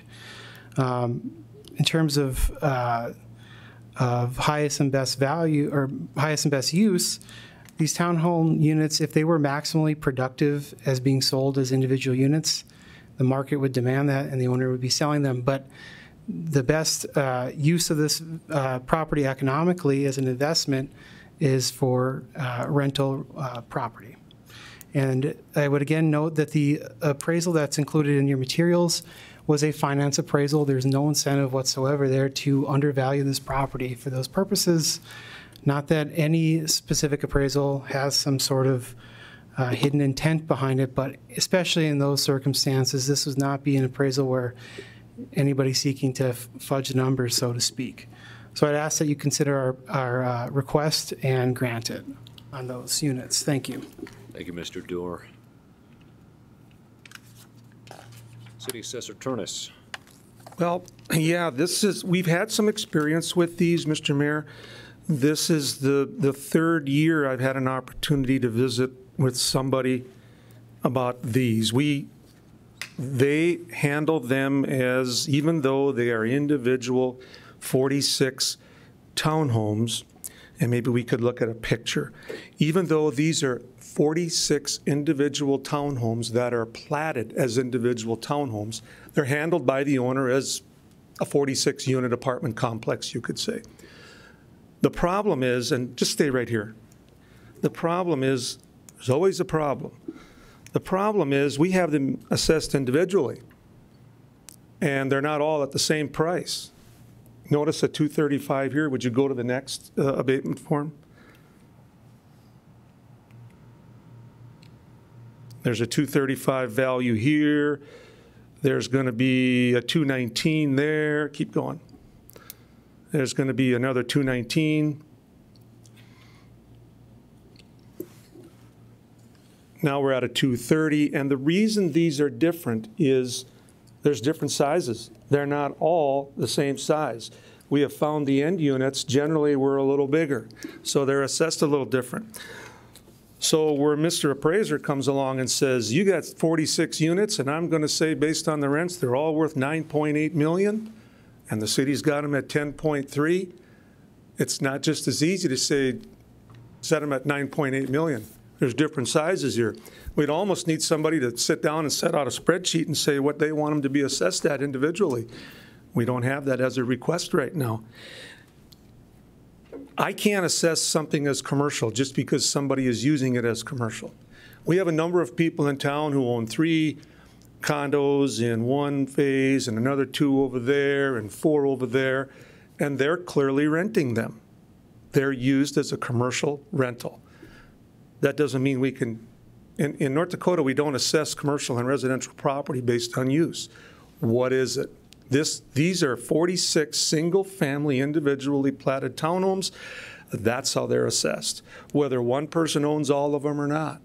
Now, the other thing is, as I tried to explain last week, if we would now go ahead and start assessing these as commercial, it would be a detriment to the taxpayer because the tax rate for a commercial property is 10% higher than the residential rate. So we lower this 5% and start calling them commercial. They just lost 5% on their taxes. They're going to have to pay 5% more. Nothing to be gained. Now, the answer to that would be, well, leave them at residential rate, but assess them as commercial. Now, that's not consistency. There's economic principles in appraising about that. So I simply have to recommend denial on this. This is a discussion we've had with various representatives before. They feel they're apartments. No, they're not. They're single-family homes owned by one person. And so we have to recommend denial. We think that these would sell would have sold what they're individually assessed for in 2016. Any questions for City Assessor Turnus? Thank you, sir. Mr. Dewar. Just again, note that we disagree, of course, and that these are in fact being used in that manner, and we ask it to be assessed in that manner. And accordingly, we ask that you grant our request and abate the value of this property. Thank you. Any questions for Mr. Dewar?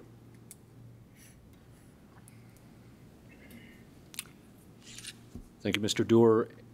Motion from the council. Alderman Straight. Mr. Mayor, I would reaffirm City Assessor Turnus's request and deny the abatement. Motion by Alderman Straight to reaffirm, and second by Alderman Olson. Any discussion on the motion to reaffirm staff recommendation? Any further? Please call the roll. Straight, Yes. Wolski, Yes. Sitma, Yes. Janser, Yes. Olson, Yes. Pittner, Padragula. Number 20, motion is approved. Number 22 on our agenda is the application for abatement or refund of taxes for 58 vacant lots owned by Stonebridge Development Company on or near the Mulberry Loop Northeast, Olive Tree Circle Northeast, and 34th Avenue Northeast. Mr. Dewar. This again, as I mentioned at the start of our little journey here together today, that everything offered for number 17 will be the same for agenda item 22. And again, I just renew our request that you grant our application for abatement with regard to these properties. Thank you. Thank you, Mr. Dewar. City Assessor Turnus. Finally, Mr. Mayor, just for the record, we did provide numerous details. There's all the abatement forms are there. What we believe is analysis. We've all had a week now to take another look at it, and we would just we're just working on two different deadlines and basically two different philosophies, and so nothing wrong with that, but we just can't seem to agree, and I would recommend denial. Thank you, Mr. Turnus. Final comments, Mr. Dewar. Just that we renew our request for abatement and ask that you grant it. Thank you. Thank you, Mr. Dewar. Looking for a motion from council. Alderman Straight. Thank you, Mr. Mayor. I would move to deny the abatement. Second. Motion by Alderman Straight, second by Alderman Olson. Discussion on the motion. Any discussion? Please call the roll. Straight, Yes. Wolski, Yes. Sitma, Yes. Janser, Yes. Olson, Yes. Pittner, Yes. Padragula. Yes. Motion is approved. That takes us to number 23, landfill expansion project number 4264.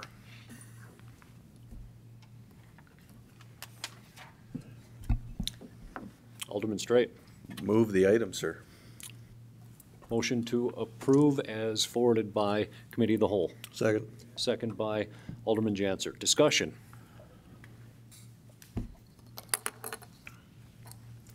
Could you please state your name and your address for the Okay, my name's Charles Tuttle. My address is 1919 2nd Street Southeast, Minot. I've been listening to a lot of these meetings in reference to this landfill issue, and I'm deeply disturbed at the treatment that our city people have acted towards the largest employer, Trinity, which is a regional hospital worth $380 million. It's going to generate maybe $100 to $400 million a year in revenue to the city of Minot. And I saw your department heads come up here and just blatantly, Pinocchio after Pinocchio, and defame the hospital and use scientific research they made it sound like on the popularity of this action to move forward with this. And if it's so popular, then you guys would all be willing to let the voters vote on it. And yet, I keep hearing threats from this council of costs. Folks, this is a user fee expense. This is a business that you claim that you want to be involved in, that you can charge the taxpayers what's needed to pay for it. So no matter where you go with it, it's the same. If we have independent haulers out there who can haul 60 and 80 miles and do the same thing cheaper, then maybe it's time that you guys get out of it. But to sit there and tell us that we want 7 counties dumping in our backyard and that we should accept that because it's for the benefit of the community is the most, it's just irrational to me. So I just started doing some of the things, listening to some of the comments made by I believe, Jason about the bird strike. And all I did was I went on the internet, popped up bird strike. And did you know there's 13,000 bird strikes a year? The FAA, in fact, Bill Clinton signed a law that says that you can't have a landfill within 5 miles of a small airport. You know, there's obviously an issue with bird strike. And he came up here and he tried to tell everybody that only waterfowl. Gulls are waterfowl, folks. If you ever saw the movie Scully, his plane was taken down by seagulls. And it just blows my mind how we just, use these excuses as to why the hospital's concerns are unfounded. And they were just the arguments that I heard, oh, well, we can't, it's going to take decades to find land. Here's 354 acres, Ward County, priced $475,000. It didn't sell because the auction bid was under $400,000. There's plenty of land out there like that. And I never saw any of you say, hey, we looked at this parcel, we looked at that parcel, this parcel that was for sale. We've had these things that we've been looking at and they've fallen through. Not happened. There's been no search for land outside of the city of Minot. And then I read the article here, and I remember listening to Jason. The whole issue is the same issue we had with NAS. NAS has cost us $80 million. Why? Because the city of Minot didn't want to lose control of it. We continue down these bad decisions because we think that if we allow other people to get involved, there's 7 counties that we can have an input, a help to solve this problem. Why is it that we think that we have to be the ones to solve it? I really thought when we got a new council that we were going to be a little bit more cautious and we were going to start thinking more about the community as a whole. And all these dollars that you keep talking about today, all these dollars, we have to remember, are tax dollars. They're from the taxpayers' pockets, hardworking individuals every day. And we think that we need to have a landfill for whatever reason. I don't want it being put on the lies that have been put out here in this whole process that we've had. Any questions that you have for me? Any questions for Mr. Tuttle?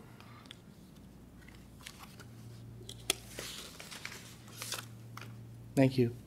Thank you. Thank you, Mr. Tuttle. Please come forward.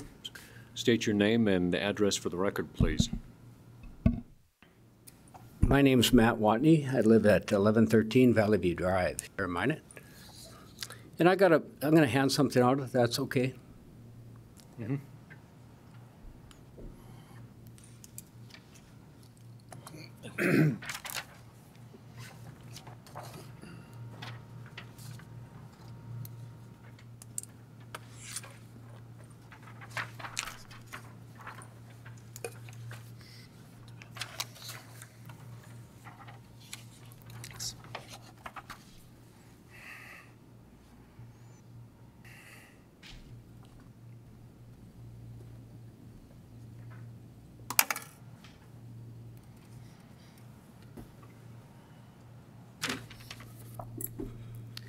So about a year ago, we had the meeting on the zoning request for change of zoning, where they wanted to rezone all the land that the city had purchased and zone it for public use to expand the landfill. And there was great opposition at that meeting right here in council chambers. And then following that, there was a couple of meetings, one at the Sleep Inn, pardon me, one at the Sleep Inn and then one at the auditorium for public input as well. And at those meetings, if any of you were in attendance, there was overwhelming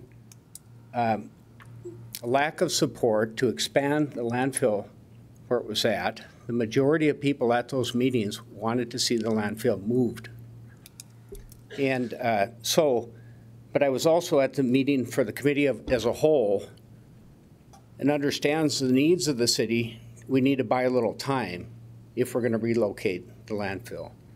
So rather than the suggestion that was proposed at the committee as a whole to allow all 320 acres to be zoned for public use to expand the landfill, and maybe possibly nothing ever gets done and it just continues to grow where it's at, I suggest, as I've just handed out, that you expand it by 40 acres to buy a little bit of time. And then rather than starting a search up to 5 years down the road, you start it immediately. There's no reason to postpone a site study. So that's my proposal. Any questions for Mr. Watney? Alderman Straight. Walski. I'm sorry, Alderman Walski. Mr. Watney, I just wanted to thank you for your comments. I appreciate this proposal handed in writing. Thank you for coming forward. Thank you. Any further questions?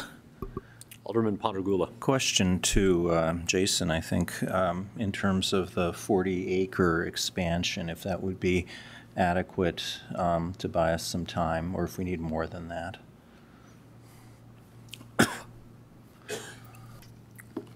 Alderman Sitma, or Mayor Sitma, Alderman Pondergula. Yeah, 40 acres gets us time. You know, basically our cells that we permit right now are about 7 to 8 acres per cell. And, you know, so 40 acres, it gets us time. You know, if we're going to, I guess so when we're going through the permitting process, it doesn't cost a huge additional amount of money to permit 160 acres versus does 40. You know, so if you want to put the brakes on a 40-acre expansion, that's fine. I would still recommend that we permit the half expansion, which is the motion in front of us. And then ultimately, council has the ability to put the brakes on us building cells whenever they want. You know, every time we need to build a new cell, I come and ask to go out on an RFP and get a consultant. We draw up plans, we bid it out, and anywhere in that process, you guys can say, we've built enough cells, and we can certainly start that, you know, relocation process that you're interested in. Following up on that, I guess one of the things I'm concerned about, if we, just make sure I understand, you're saying 40 acres would give us 5 cells? Give or take. And how many years per cell? You know, that I know it's hard. That's really a difficult question. You know, if you can tell me, you know, how much trash we're going to take in next year, I can tell you how many. You know, so you know, 40 acres. I would have to go back and put some pencil to paper and try to figure out where we're at on that. Okay. The question I had though was, are there problems in terms of getting permits and stuff?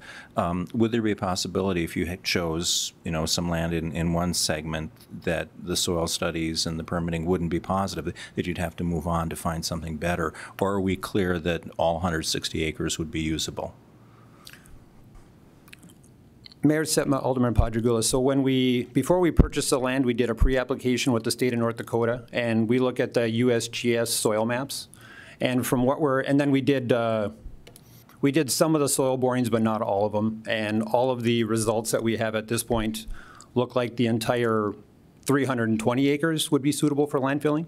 Yeah, so we're pretty confident that the 160 is acceptable. If you limit yourself to 40, though, is there a problem you'd run into discovering something unknown? I wouldn't foresee so. Okay, thank you. Any further questions? Alderman Wolski. Mayor Sitma, thank you. Jason, how many cells do we have left? Mayor Sitma, Alderman Wolski, so we just completed cell 6 this year. Completed being completed preparing or filled and capped? We just completed constructing it, sorry. Okay. So then we have cell 7, which is the next one.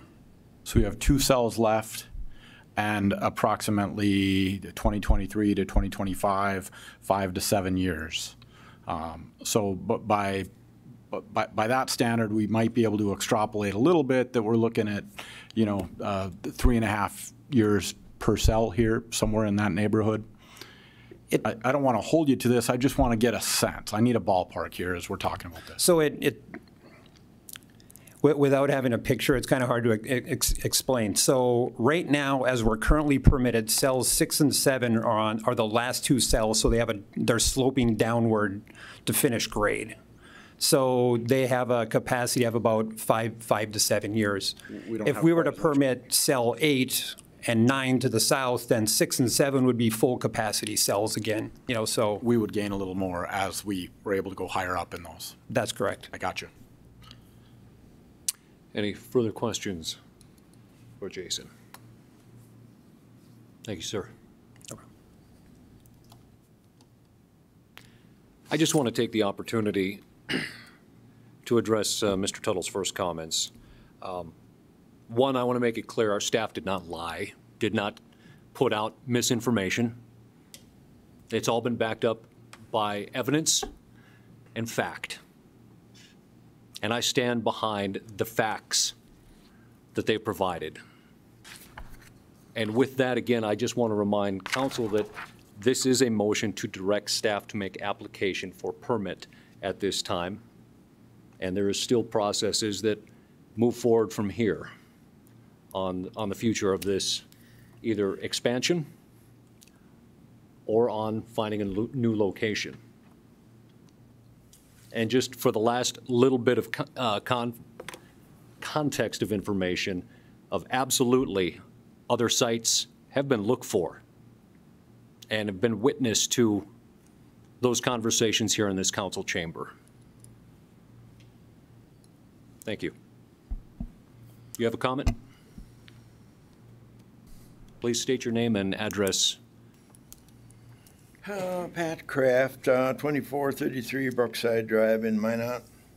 My question is, can we limit this thing to 40 acres right now? And at the same time, my understanding, the entrance was supposed to be put over on 37th to this site. Is that really necessary? The cost of moving that scale and that building and the power and the sewer and the water would cost more than to improve 20th Avenue, which is desperately needed. Leave the entrance to it where it's at and possibly approving these 40 acres, but not more at this time, and go from there. And then at that time, when they can't find any other property, during this evidently 15, 20-year period, we'll have to face that again. All right? Thank you for your comments. Thank you.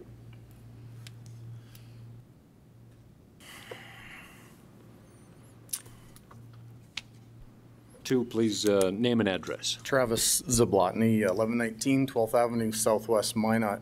I guess the first is a question, particularly for the mayor. At the onset of the last planning commission meeting that threw this out, per se, was my understanding that a study was going to be done at that time. That was what the citizens wanted. That's what was requested. So if we actually did that study, then why are we suggesting that we need to do another one?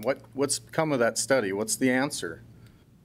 I was in attendance, and I'm not asking for that answer yet until I'll finish my comments, and feel free to ask questions or comment, but I was at attendance at both the sleep-in public hearing and the one at the auditorium myself.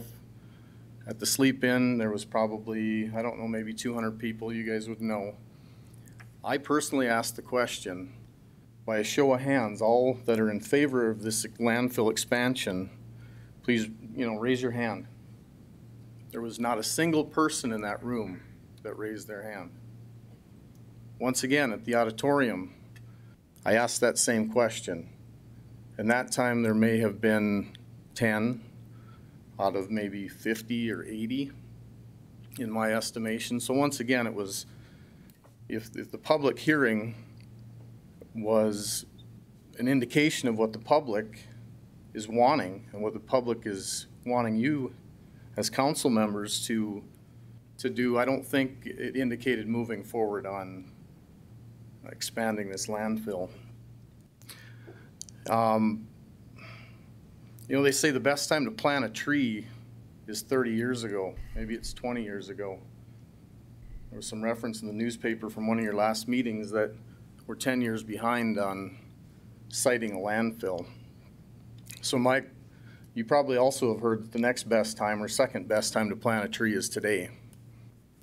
And that probably applies, not probably, it does apply to the same thing with this landfill. So waiting for 5 years, potentially, is just kicking the can down the road. It's another commission, it's other members. You're not accomplishing anything. We put you here to actually act on these things. The community is asking you to do that, and I think that needs to be changed. Needs to be immediate. And I guess that, that would be the question. I thought we already did that. As I understand, we spent a sizable amount of money as taxpayers to have that done.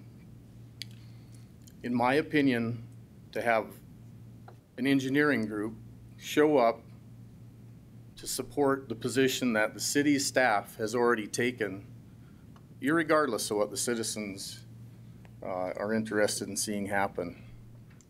So I think you're already pushing this process. You're already, excuse me, but I'll use the term misleading the public by telling them that you're listening on conclusion of the last planning meeting by saying we'll do a study. What's the results of the study? I've not heard that. Apparently the results of the study is the public wants you to move forward, and this is what we need to do. You say you've researched other sites. There was nothing concrete put in. As a matter of fact, the engineering firm said we haven't looked at any. Everything's abstract. It's all a guess. So I think you've done a poor job, and moving this forward at this point is premature. That's all my comments. Thank you, Mr. Zablotny. To answer the question about the study, and we did have the folks that conducted the study here for the feasibility, looking at potential other sites based on a number of other factors. Most of it was based on the feasibility of cost and design in terms of proximity. And I may have either Jason or our city manager elaborate a little more on that. I do want to address the one comment about listening to the public, because I've been to a lot of public meetings in my life, whether it was through my former job, whether it was as an alderman, or whether it was as a disaster recovery victim. And I fully understand that, especially in contentious issues, the one side, the loud minority, tends to show up a lot. And I'm not discounting their voice, but I also understand that there is a very large, silent majority that has also reached out to many of us through this process that we've heard from individually. So while I appreciate your comment saying we're not listening to the perceived public, there is a significant amount of public out there that we are listening to as well, that is also has a different opinion, or at least in my opinion, without speaking for the rest of the council in that regard. I may look to the city manager or to our Assistant Public Works Director in terms of that study. It was presented before council. It was a feasibility study based on a number of facts. I don't expect Jason to repeat all the facts, but just to reaffirm that that study has been completed and has been presented to the public. Mr. Mayor, yeah, you're correct. The study was to identify what sort of sites we would find within a 20-mile radius of Minot, just to identify some hypothetical sites that meet all of the criteria that the EPA lays out for designing and constructing a landfill. Once we found a couple of theoretical sites, then we applied, the design criteria and then looked at all the additional costs that would go into these alternate locations. So that was the conclusion that we presented, were those costs. And the recommendation is based on what we've found to date on all that information, cost, public comment, and all the other empirical data that we've collected. Alderman Padragula. As long as Jason's up there, if he could just give us a quick summary of the colored chart that's in front of us, what the black, the red, and the blues mean, because I have a hard time with this northeast quarter of the southwest portion of, I'm sorry, I'm not a real estate guy. So Sure. if he could just explain what does black mean? Sure. Mr. Mayor, Alderman Padragula, so the area in black, that's our existing permitted landfill. The area, And we have two vacant cells in a sense that we could use in that black area. That is correct. Following up on what Alderman Walski said, looking maybe 6, 8, 10 years if we use of camp capacity on those two cells, very roughly. 5 to 7. 5 to 7. Okay, gotcha. Okay, black equals current equals 5 to 7 more years. Okay, gotcha. So when you look at disposal area 33A, that's the furthest west black shaded area. That's the old landfill, the trenches that we dug back in the 1970s. That was pre-Subtitle D regulation, so that's an area where we don't have any liners. It's all been capped and abandoned at this point. The inert disposal area is the black shaded area to the north. The areas surrounding it in white are potential expansion areas. And then 33B, that is our current MSW disposal area. So then the areas in red would be the potential additions to disposal areas. How many acres and or cells? So looking at the southern one, I don't believe that those are those are probably about the typical 7 acre cells. So you've got 1, 2, 3, 4, 5, 6, 7 on the southern quarter. And then if we were to span to the eastern side, there's another 6 over there. So 13 cells. And how many acres roughly? There's written on here, it'd be between the two would be 100 acres. I don't know if that's correct. I would have to go back and, I don't know if we remeasured that when we started eliminating the waste from the southern half of the southern quarter. And then blue. Blue is just the neighboring area. We just highlighted that. That is an area that's currently zoned M1. So early on in the process, there's talk of the future land use map and how this doesn't necessarily fit in, and just wanted to highlight that there's a big, huge chunk of M1 zoning that didn't necessarily follow the comp plan either. So, in terms of the 160 acres the 320 acres the mayor's proposing we rezone, which colors would that be? It'd be the areas in red. Just in red? Yep. Not in blue? That is correct. But I read it as 50 acres in one and 50 acres in another, and he's saying 320. For a little clarification here, Jason, we, as a city, purchased the quarter sections. So the red, and next to that, and correct me if I'm wrong here, Jason, the area, and I'm looking up in the top right-hand corner here for the red, the 33D? Yes. The area to the right of that, the city does own. So your plan, Mr. Mayor, would be to rezone that too? Can't get it. It'd be to rezone all of what we own to public land, but only allow, again, the areas in red. So rezone everything but allow just the areas in? Correct. So that would be 100 acres? Approximately just 33D and 33C on the basis of essentially half or what is left of that top right quarter and the bottom quarter that we purchased as well, the top half of that bottom quarter. Essentially halving and leaving a substantial buffer, or half of the land that we purchased as buffer land. So we could use it for a park or something, or? as public land. It could be used for parks, it could be used for anything down the road, but we would only be permitting those two areas in red. Okay, just make sure I'm crystal clear about this, Mayor. You're suggesting that we expand and limit our expansion to the two red areas. Mm-hmm. That is the proposal to staff recommendation to make application for that. Okay, thank you. Any further questions for Jason? Can I make one follow-up comment, please? Mr. Zablotny. I want to make a suggestion in terms of, zoning property as public didn't always exist. As a matter of fact, it was changed here maybe in the last ordinance. Mr. Zablotny, could you step up to the mic? We're streaming live, so.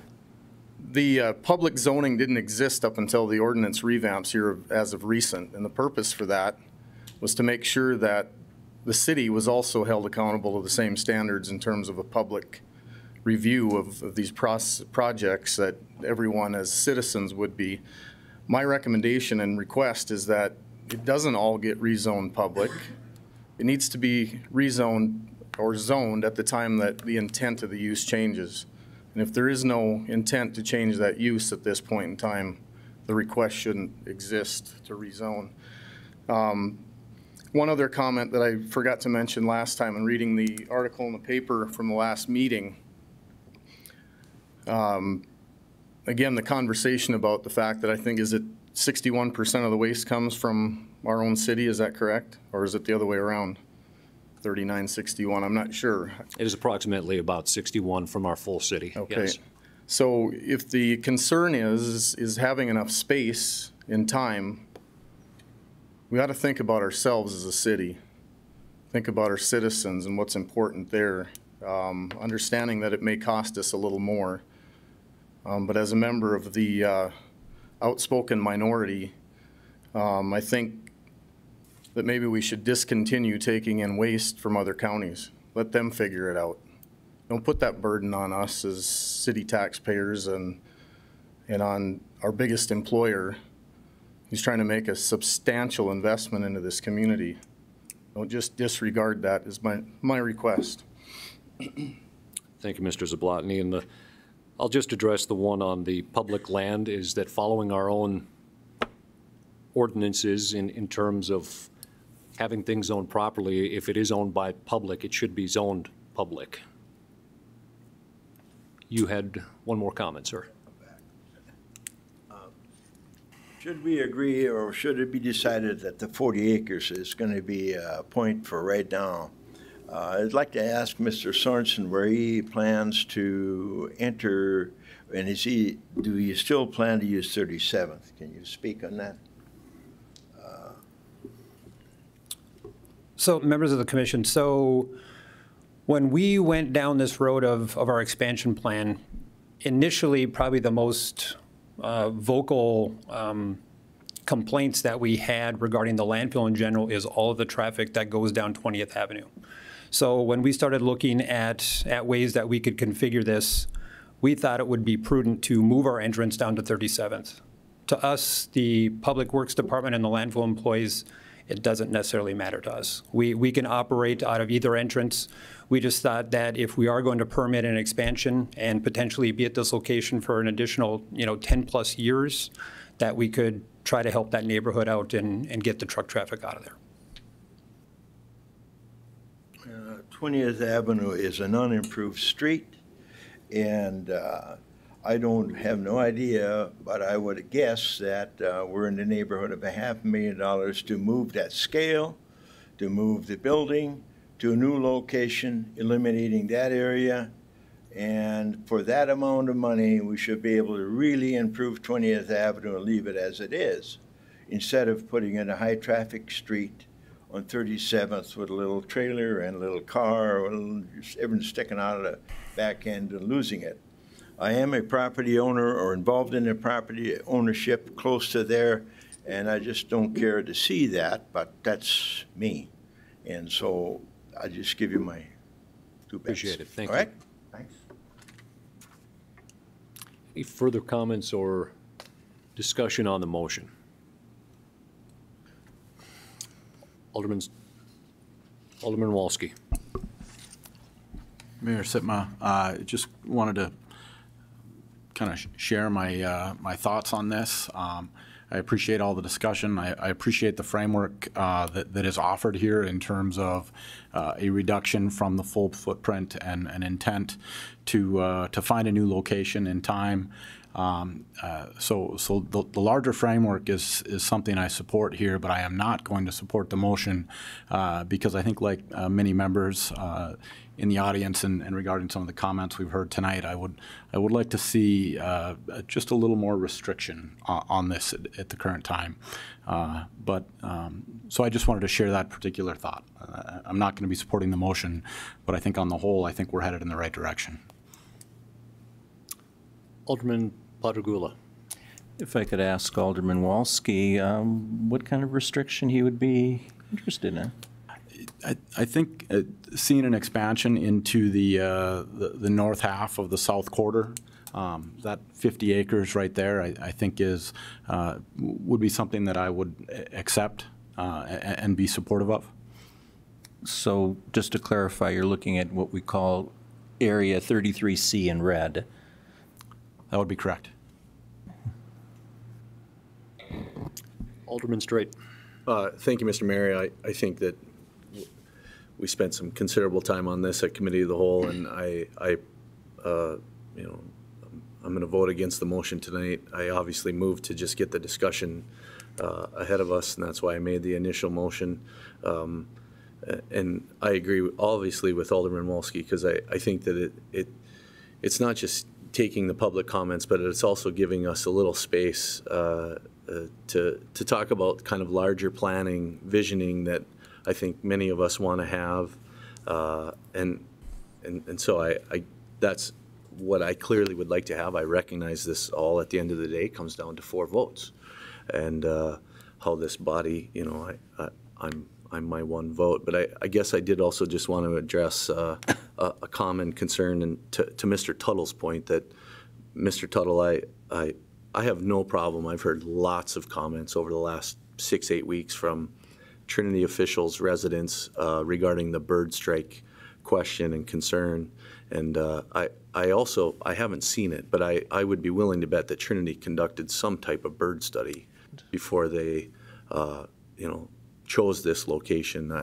That's my only hope. And I guess my other thought to Mr. Tuttle, and I'm going to give him a little bit of a pass for emotions run high, and I'm one of those people, but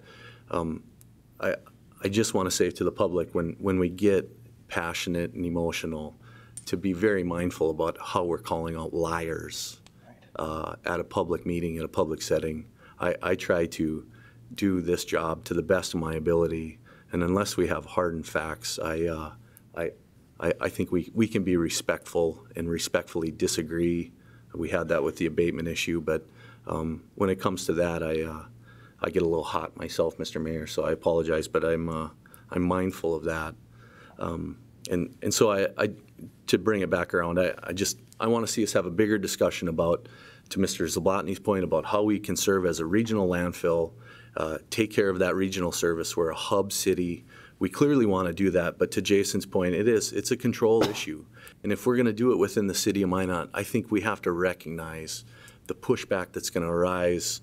And I just don't know how we can continue to serve as a regional landfill within the city of Minot and not have this issue on the horizon again. And so that's why I'm looking for a little more time, Mr. Mayor. I appreciate, I think, what you're trying to do here. I'd like to, at this time, make an amendment that we just consider Area 33C in permitting the 50 acres for MSW disposal expansion. And I'll yield my time. I would second that. We have a motion and a second. City Manager Barry. Thank you, Mr. Mayor. Alderman Straight, just some clarification to your motion here.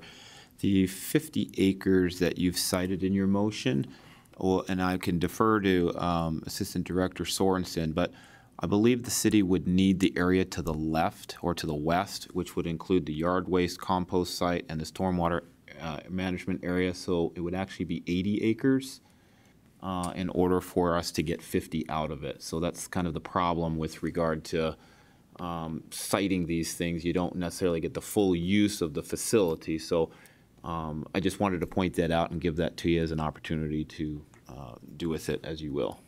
Sure. Jason, do you have anything more to add, I guess? Mayor Sitma, Alderman Straight, the only other issue, I have no problem if we don't, at this point, don't construct the eastern 50 acres as it's shown on the map. I guess I would like a little leeway to still permit that so that we could use inert, so that we could expand inert over there. We're in a pretty tight situation with inert capacity. That would be, the one want I would have if we're in a negotiating mood.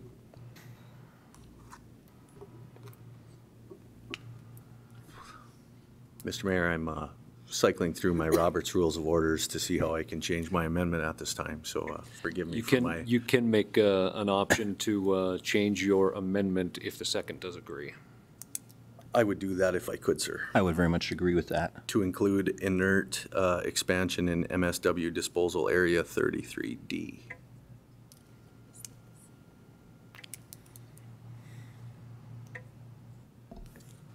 No, it's not. D or C? Any questions on the amendment? Alderman Pittner. Can I just get a clarification on the overall amendment? Sure. Is it, I guess my clarification, is it area 33D we're considering expanding in, or is it 33C? Alderman Pittner, I believe the amendment is for 33C for the proposed amendment with the stormwater management and wetland and yard waste composition. Is that correct? Correct. And the second has agreed to that. Alderman Pittner. Follow up on that.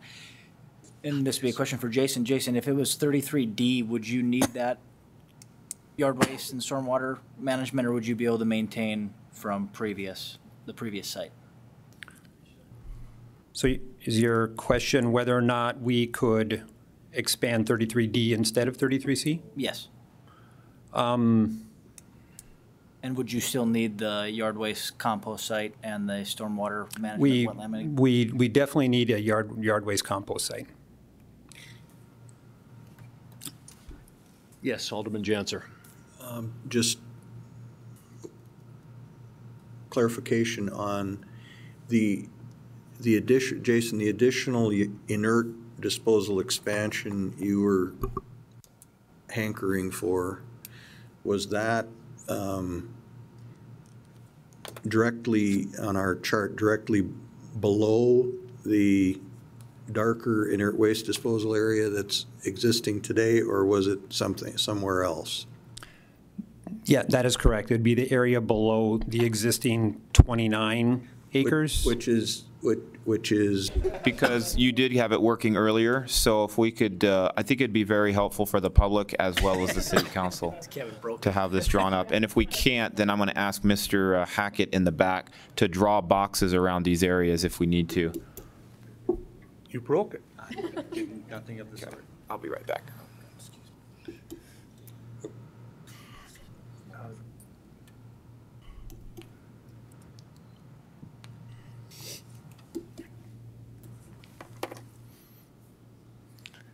You must have broken it. Uh-oh. So the dark blue box is the specific area for the expansion that Alderman Straight had talked about in his amendment. The inert waste, there it's a little bit lighter, you can tell. The inert waste here is going to be right above 33D, between there and the inert waste disposal that has 29 plus or minus acres. And they're going to shrink down the box to show the area that Mr. Sorensen was talking about. Is that correct? That looks pretty close, yeah. Alderman Olson. Are we still considering rezoning the entire parcel to public? Is that part of this amendment, or? It's a good question. Mr. Alderman Straight. I think at this time, Mr. Mayor, my intention would be to just rezone that MSW disposal area 33C. And the inert waste And the disposal inert- expansion. yeah. Thank you for that. Alderman Padrigula, you had a question? Just wanted to clarify then, so the motion is? The amendment to the motion. Amendment would be just the 33C in red, plus the stormwater management area to the west of it, plus the yard waste disposal. And also the thing shaded in orange, which now is gray colored, labeled inert waste disposal extension, but it does not include red area 33D. The amendment does not include 33D. Okay. And I just want to be sure that that I understand that Mr. Sorensen has been the point person on this and the victim of many slings and arrows of garbage, outrageous fortune. From a staff technical standpoint, because that's one of the things I'm worried about, is from a policy standpoint, I know it makes sense to me, but I don't want to bind our staff. I want to give them some flexibility. Would he be comfortable with that, with the amendment we're proposing here? Mayor Sitma, Alderman Padrigula, technically we can certainly work with this.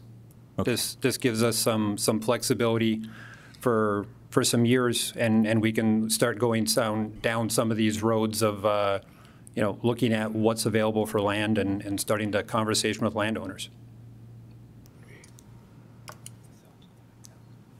Any further discussion on the amendment? City Manager Barry. Thank you, Mr. Mayor. To Alderman Straight's question, or because I was out of the room and I'm sorry I missed portion of it while we were drawing. The recommendation I would have for the City Council is to zone the entire quarter section, both quarter sections, as public. And the reason that is because they are public, they are owned by the public, and it is a public use regardless of whether it's a landfill or anything else.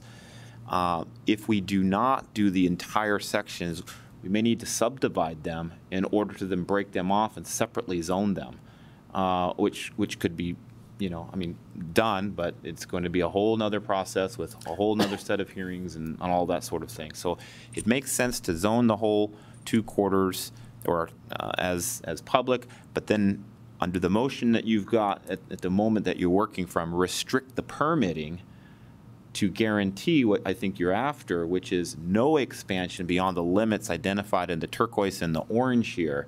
That's where you bind the staff, which is what I think your intent is, to not allow an expansion beyond those boundaries. So that would be my recommendation. This might be, and I apologize, Mr. Turnus. Is the city in possession of any other land anywhere within the city that we do not have zoned as public? And I apologize for the wild card here because I know that's probably a little bit out there. I won't try and answer that, but the P zoning, public zoning, has been around for a long time. Now, it may have changed, as somebody suggested, in the last few years, but it's been around a long time. But we can, I'm sure Public Works would know. There is, and we can get a list of that. Thank you, sir. Alderman Walski. Yeah, I can very quickly think of almost all our flood protection acquisitions, which we would not have gone through a rezoning process, are all probably still zoned C and Rs. And I will speak to the public zoning change process, which has recently been in front of us as council. And I think we maybe just recently passed the second reading within the last special meeting or two.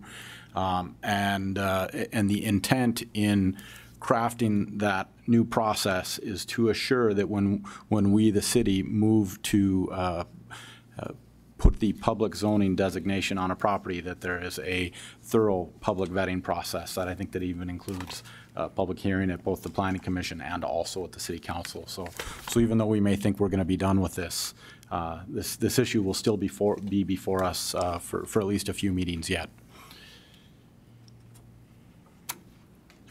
Any further discussion on the amendment? Any further discussion on the amendment? Please call the roll. Straight? Yes. Wolski? Yes. Sitma? No. Janser? No. Olson? No. Pittner? Yes. Padrigula? Yes. Amendment The motion passes, or the amendment to the motion passes. We are back to the original motion. Alderman Pontegula. I would like to offer another amendment. That amendment would be to direct city staff to conduct that comprehensive siting and financial impact analysis in the next year's budget, which would be the budget for 2020, to start that process. Motion by Pontegula. Second. Second by Alderman Walski. And I may just make the comment here before even City Manager Barry. As I was working through this myself, the reason for the 5 years is simply because of the large amount of tasking paperwork that is going to be done within Public Works that is going to take a substantial amount of time. To also doing that siting analysis with our limited staff is asking for a substantial heavy lift on top of everything else, which is why I had positioned the 5 years. I understand it very much, Mr. Mayor, and I agree that we need to cut staff some slack, but I feel strongly enough about this issue when I'm suggesting that the staff put it into their budget is that they add to it. And that would include either a consulting firm, maybe using the one we've used so far, which I think is which has done a very good job, or adding a staff position. I feel that strongly about it.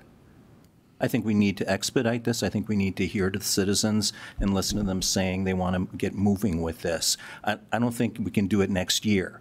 The 2019 year budget is set. We can't do that. I think 5 years is too long. That's why I'm suggesting within the next budget, which is going to start consideration within a couple of months, in March or April, they'll be starting working on the 2020 budget. And that's where I'd like to see it. You know, I very much appreciate your thoughts, Mr. Mayor, of not binding them, and I certainly agree their workload is significant. But I think this is an important enough issue where I'd be willing to see some expansion to allow them to move forward and not overburden them. Thank you, Alderman Pontegula. I might look to either City Manager Barry or I don't know if Mr. Lakefield is in here. Do we, with that, it is substantially taking a step towards more cost with unknown dollars. Do we have any kind of idea of what that analysis or firm might cost or separate city position? Mr. Mayor, I think without further identifying the scope to the study, which we would want to spend some time doing, it'd be difficult to get a cost at this point. That being said, I can tell you we're about $150,000 into it with the last study that we've done. We can expect to spend that and more if we're going to go the direction I think Alderman Pontegula is suggesting. But with the time that Alderman Pontegula has given us in his motion, that will allow us time to not only ferret out the scope, but to also modify the sanitation rates to anticipate those costs, build it into the rate study, and bring that back to you also with the budget so that you can consider the cost as well as the revenue needed to pay for the costs of that particular study. So we have ample time to do that. Thank you. Alderman Straight. Thank you, Mr. Mayor. I guess to Alderman Pontegula's point, for me is a discussion that would have to get on the next budget as well at the liaison committee of getting the county involved. Clearly, to Mr. Zablotny's point, we're back to the conversation of we're taking in 7 additional counties, the regional landfill conversation. Not to just go at a one-year quick study to get a sense, but I think it's part of the larger conversation that is the vision, the future direction of the whole thing. To Alderman Walski's point from 2 months ago of, this, it really ties into the desire of recycling. Later in the budget or agenda tonight, we're going to talk about community facilities, which I think there's $600 and some thousand dollars in there that we had set aside 2 years ago for the transfer facility to go into that recycling. So I think these things all have to be kind of on the table for the discussion. So I appreciate what you're trying to do, but I think that that's to the mayor and city manager as well, where we have to kind of lay out some of these other, community talking points that we have to kind of address in that process. So. Alderman Pittner. Thank you, Mayor. I guess I'll give my thoughts on this as well a little bit, and maybe being the newest guy up here, this has been very eye-opening, and this is where there's a big difference in making decisions and being the leaders of our community and voting with, whether it be emotion, based in emotion, voting with your heart, if you will, or voting in fact. And the fact of the matter is, with this landfill and the capacity that it's at, we don't have enough time to find a new location. And I am obviously in support of the amended motion and reducing to allow for that time to write this oversight of maybe of past leadership, past staff. I think we all play a part in it. Past in the community as well. We need to be engaged. This is been an issue, obviously, coming for a long time. I don't usually pontificate, but I'll share a little story how I can kind of relate this to maybe my way of thinking. And how I kind of came to thinking this way. When my wife and I were putting our home together after our flooded property after the flood in 2011, my wife asked me to hang a towel rack, and I hope she's not watching, but she asked me to hang a towel rack in the bathroom, and I thought I was doing a good thing, and I did that. I got all the tools out, I punched holes, I put the anchors in the wall, and I was ready to tighten it up and throw a towel on it. She came in and says, "What the heck are you doing?" And I said, "I'm hanging a towel rack." She says, "Well, why are you hanging it there?" And I was hanging about chin level with myself, about 6 foot, and she said, "It doesn't make any sense. It doesn't work for me. It doesn't work for our kids. It doesn't work for the next person who owns this house." So I had a decision to make. I could have gone along, disregarded my wife and her comments, or I could have undid what I did and right my wrong, or my maybe lack of getting her input on it and do it right. And I think that's what this motion allows us to do. It allows us to take a step back, buy ourselves some time, and do it right for, again, this makes me feel uncomfortable, the tension we have between Minot's largest employer in the city of Minot, or residents of Minot in the city of Minot. That's not what this issue is. This issue is city planning. This is a long-range vision. Us as the stewards of the city, this is what we're up here to do, is plan for the long range. And I think that's what this motion allows us to do. And I personally believe that keeping the restriction of only rezoning the land that we will be expanding into as transparency for us in the community, so that we, the city, have to jump the hoops that we would ask anyone else to, even if it is just a technicality and we cross that bridge later down the road and do it public. I'm completely fine with that. So, my thoughts. Thank you, Alderman Pittner. And I'm just going to wrap up my final thoughts on this. I will support the motion to get us some time down the road, the original motion on here. Not necessarily Alderman Potter-Goulas, only because I feel a little more time on here, but I do want to address the issue of, again, the oversight. I sat here in this council chambers.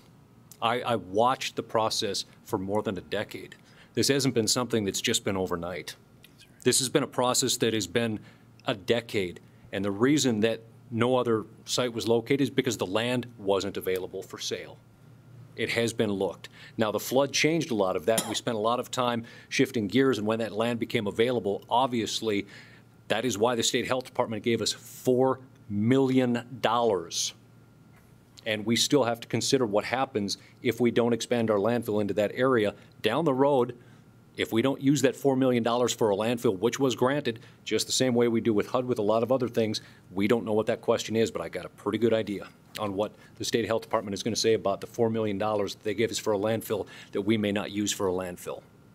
So I will support the motion to expand, but I do not, again, want to see or hear the cut down of staff or the past process that this has gone through, because there has been substantial effort to this point, and I think it's just been overlooked because of emotion and because of folks that came in late to the game that may not have seen this. And absolutely, it could have been communicated better throughout the process, but this has been an ongoing process for well more than a decade.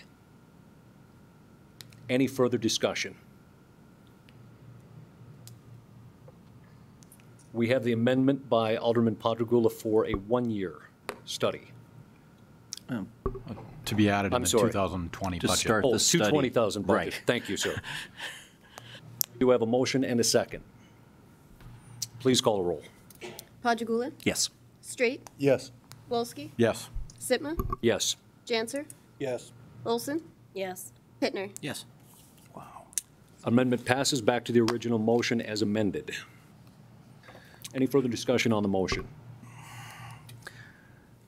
Alderman Padragula. I guess just to reinforce what you said, I've been on the council on and off since '98, and I think it's been always the assumption that we would expand in this area.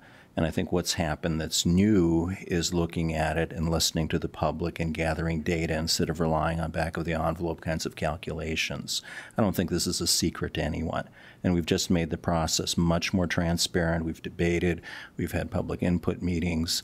In fact, if I had to vote with just the facts, I think the facts would suggest that we expand in this area. That's clearly the cheapest area. That's clearly where the momentum has been going. But when I look at it in terms of my vision, as Alderman Pittner was talking about, sometimes our vision is different from our facts. This is in my heart. And my brain says expand here, but my vision, whatever organ that's located in, suggests we limit the expansion to buy ourselves some time, to give us the insurance policy, and then we move in a rapid fashion toward the best long-range 50, 75, 100-year solution. And I want to very much echo what you said in support of our staff, in support of the process being open, in support of the transparency the administration has tried to engage in, and the data-based approach. So thank you, Mr. Mayor, for speaking up on those things. Any further discussion on the motion as amended? Alderman Wolski. Thank you, Mayor Sitma. I just wanted to clarify that the amendment, Alderman Straight's amendment that we passed, included rezoning the entire 320 acres to public. Yeah, I think that was included. Yes. Yeah. Any further comment? Alderman Olson. I am prepared to support this motion tonight as well, but I do hope that the public will realize now that we are listening and that we are compromising, and I hope that there aren't roadblocks coming up in the next few months. I hope that we can move forward, and as Mr. Zablotny said, this is a council that needs to do some work, and this is the work that needs to be done, and I hope that we're able to move forward in a rapid fashion. Thank you, Alderman Olson. Alderman Straight. Thank you, Mr. Mayor. I guess I appreciate the discussion. I have no problem sitting here hammering it out because I think that's what's important. But I'm going to continue to hammer on the future of where we're heading. And to city manager's report earlier tonight of all the things that we're working on and we're accomplishing, I get very concerned that we're still not talking about the bigger vision future plan. Comment from last week of, yeah, we probably could have been talking about this 10 years ago when the land maybe wasn't for sale, right, but we knew at some point it was going to be coming. And so I have that in the back of my mind. I appreciate Jason saying it. I appreciate working with staff on this because I think Jason is very open to giving us the information. I appreciate working with him, and I think this is the compromise in some fashion that we needed to get to. So I appreciate us hammering it out in front of the public tonight, and I appreciate the public tuning in. Any further discussion?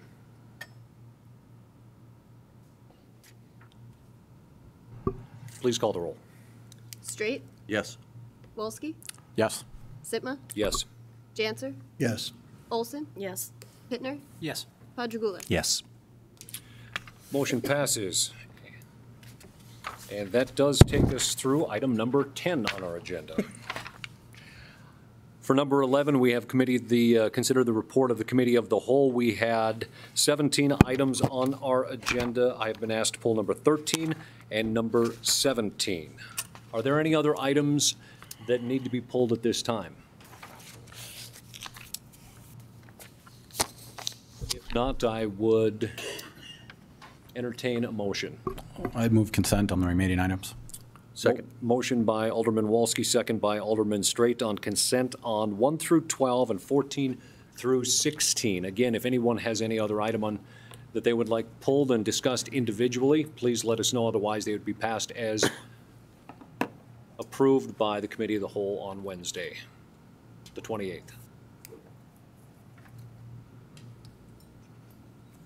Any further discussion? Please call the roll. Wolski? Yes. Sitma? Yes. Janser? Oh, where'd he go? Stepped out for a moment. I missed it. Olson? Yes. Pittner? Yes. Padragula? Yes. Straight? Yes. That takes us to number 13. Mayor Sitma, I would move we affirm the recommendation of the council to defer this action until such time as our capital improvement plan is more complete. Second. We have a motion and a second by Alderman Wolski and a second by Alderman Straight. Discussion. Alderman Mayor. Olson. I would like to offer a replacement motion. I would move that we authorize the engineering department to solicit requests for qualifications for engineering services for the City Hall retaining wall project. I think Alderman Olson, I would defer to our city attorney, but I don't think we can offer an alternative motion. You would have to amend the original motion to as such as what you said. I would offer that as an amendment. Mayor Sitma and Alderman Olson, the amendment is to move forward with the project? Yes, it is. I think that would be a new motion. The amendment should Yes. relate. All right. You're right. Thank you. Okay. So we do have a motion on the floor and a second to affirm what was passed forward at Committee of the Whole. Alderman Olson. All right, I will give my comments now, and hopefully we're able to vote on my motion soon. The reason that I'm offering this is that I was absent from the Committee of the Whole meeting last week when this was voted on, and it did end in a tie. If I had been here, it would not have ended in a tie, and this motion would not have been on the agenda as it's written. I've been on the council for a number of years. We have seen this come before us in the past. It's been that proverbial can that's been kicked down the road. And I think now is the time that we need to deal with this. It is a project that, without having some attention, offers an awful lot of risk to this building, to the people, and to the people that access this building. We have the police department next door that has people coming and going 24/7, 365. We've heard from our engineers that there is a risk, and I just think that now is the time that we need to take care of it. As stewards of our city buildings, it is our responsibility to maintain and to take care of them. So I'm hoping that we're able to vote the current motion down and that we would be able to look at a new motion. Any further discussion? Alderman Wolski. Mayor Sitma, once again, I'm not in support of delaying action on the larger rock face. I think we need some more time to fully consider the alternatives that were not in the engineering report that was delivered to us in April of 2016. So I think we need to just take a pause and evaluate all the options as it relates to solving this specific problem. Alderman Padragula. Just a question for either engineering staff or the city manager. Was this engineering study to look at the whole situation or just the first two segments of the wall? I forget, I'm sorry. City Engineer Lance Meyer. Thanks for staying with us. Wouldn't miss it. Mr. Mayor, Alderman Padragula, we analyzed all 5 walls around the complex. This project that we're talking about would replace walls 1 and 2. Wall 1 is over by our cooling tower, and wall 2 is the serpentine wall that goes around the complex, the large one. So this motion would allow us to move forward with engineering and also construction, or just the engineering for those two segments? Well, Mr. Mayor and Alderman Padragula, at this time, what we're asking for is for staff to go and request qualifications from engineering consultants to start the design process. So just like any major infrastructure improvement, we start by requesting authorization to design. Once the design's complete, then we come back, we ask for authorization to bid a project. So just because we start design on something doesn't mean we always bid it or build it, but we have to have some design and some plan going forward so we can cost this thing out and prepare it for bids. So you're saying that this would give us more information on which to make an informed decision at capital improvements discussion time?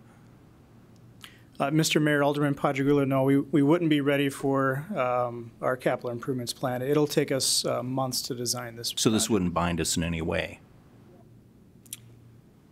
Mr. Mayor, Alderman Padragula, one thing to consider when we go out and request qualifications from consultants on a project like this, it's probably going to cost $10,000 or $15,000 for that consultant to put together their statement of qualifications. We take this very seriously, so if we're going to commit to a project, we want to commit to it. Of course, we can always not move forward, but personally, before I ask somebody to do all that work, I want to make sure we're all on the same page. But that work wouldn't be completed for another few months. We would get the capital improvements thing discussed, and we could, I guess, would it go stale? I mean, could we, if we decide to hold it for a year or two, could we still rely on it, or do we have to restart over? Mr. Mayor, Alderman Padragula, if I'm following your line of question, once the project's designed and we have shovel-ready plans, if you will, we could bid that project at any time, but first we have to select our engineer and then go through that design process, which will take several months. Okay, thank you. Alderman Wolski. Mayor Sitma, thank you. Lance, I particularly appreciate your concern for the time that goes into putting a RFQ proposal together. I think that's no small amount of work that gets absorbed into the cost of these projects. And so I do appreciate the fact that we want to have a very clear plan as we move forward with this, and intent to deliver, I think, on what we ask for. My larger concern with this is that the report that was delivered to Council in April of 2016 seems to be limited in the scope of the solutions that it provided. It seems like at the outset, the plan and the direction that was provided was to build specifically a wall. But there are a number of different ways I think that this slope could and the safety risks that we are acknowledging can be addressed. And I simply did not see that in the report that was delivered to Council. I would like to see a consideration of all the alternatives, which may even include replacing the wall with something similar in kind. You know, it is not the most attractive landscaping feature that we have sitting there, but it has been there for, my guess is 50 plus years, and is only now after that period starting to be a safety concern. The geotechnical report from 2016 suggests there is a problem. But the problem that we are facing is with the rock facing. It is not with the global slope at this particular point. Now, again, all of these things are issues, as I see them, for the future. But I think we have a few months to put this on the list and consider it in the global sense with all our other large priorities, and give staff a little time to fully vet out the viability of some of those other options. I don't know that they're options or not, but I just know that they were not delivered to us in the report we saw in April 2016. Mr. Mayor. Yes, Lance. Mr. Mayor, Alderman Wolski, if you're asking us to come up with some other alternatives, such as sloping the face back, that's going to take some engineering effort to do. None of us in the engineering department are qualified geotechnical engineers. There's a lot of soil borings that would have to go into that analysis. If we're looking at a slope back situation, I can guarantee you that we would lose 3rd Avenue out here and take a significant section of our auditorium parking lot to make that into a safe slope. Just by what I can see with what we have out there to work with in my geotechnical engineering background. But if you want to move ahead with other options, we can do that, but we're going to need to rescope that and restudy that. Thank you, Mr. Meyer. Alderman Padragula. In terms of looking at alternatives, I mean, it sounds like you're telling us that the wall is probably going to be the best option for these 2 segments. What about the other segments?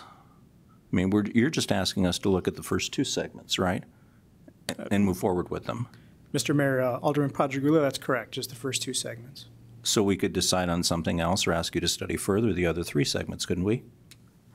Mr. Mayor, Alderman Padragula, that's correct. However, most of them are in the exact same situation where they're retaining something, right? So whether it's a road or a utility, we're kind of limited on what we can do without sacrificing some other piece of real estate. And that's why the wall was recommended. So if you want to, it's a trade-off. If you want to keep the parking lot, if you want to keep utilities and transportation in certain parts, then you got to build a wall. If those things aren't important, then we can look at other options.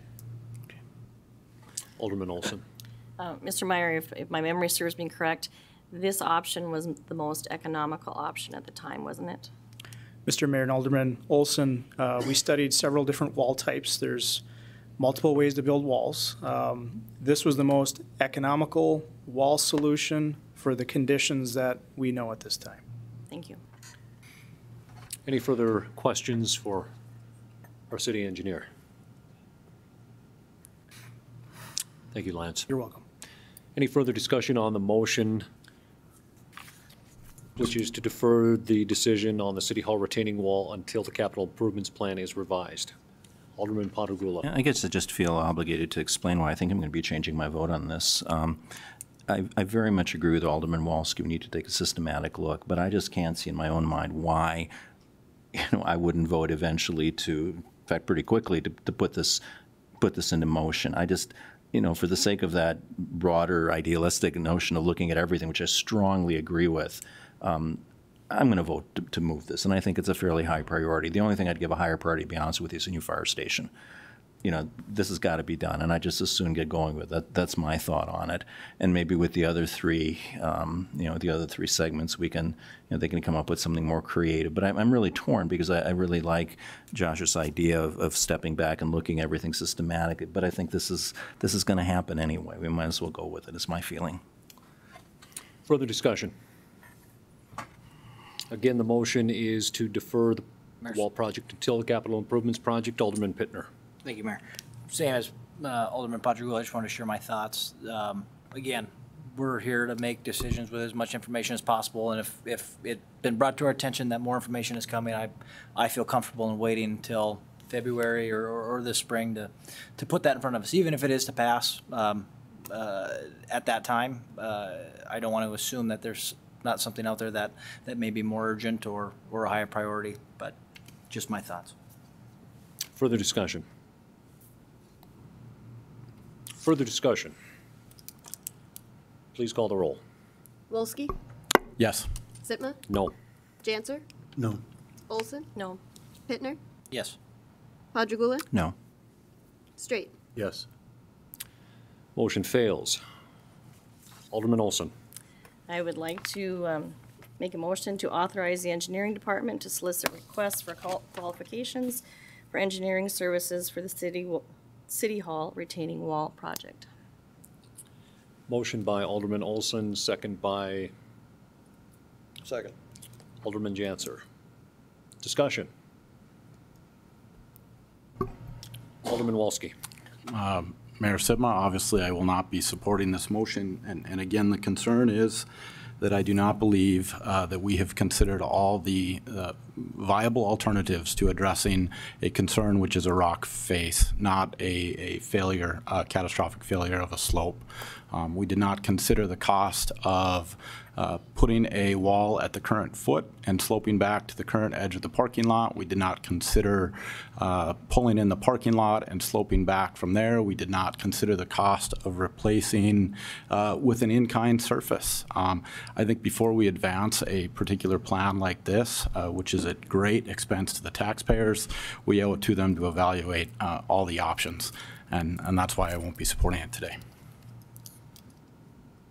Further discussion. Further discussion. Please call the roll. Olson? Yes. Pittner? No. Padragula? Yes. Straight? No. Wolski? No. Sitma? Yes. Janser? Yes. Motion approved. Takes us to number 17, the amended Magic Fund General Policy Guidelines. Move this. Alderman Padragula. Motion to approve? Yes. Second. Second by Alderman Janser. Alderman Padragula. I had three questions I wanted to ask of Mr. Zakian.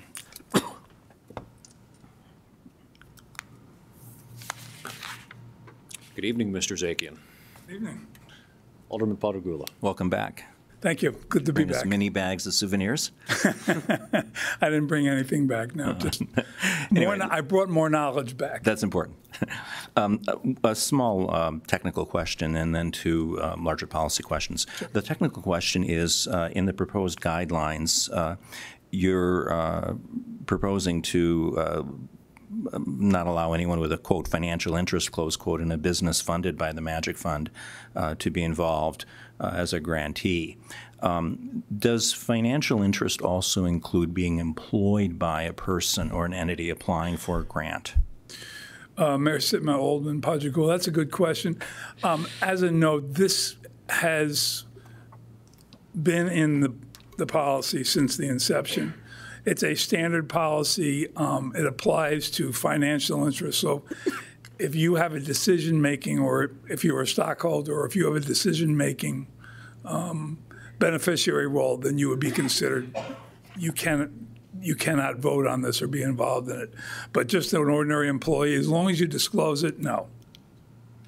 Okay. Okay. Okay, so it would allow employment.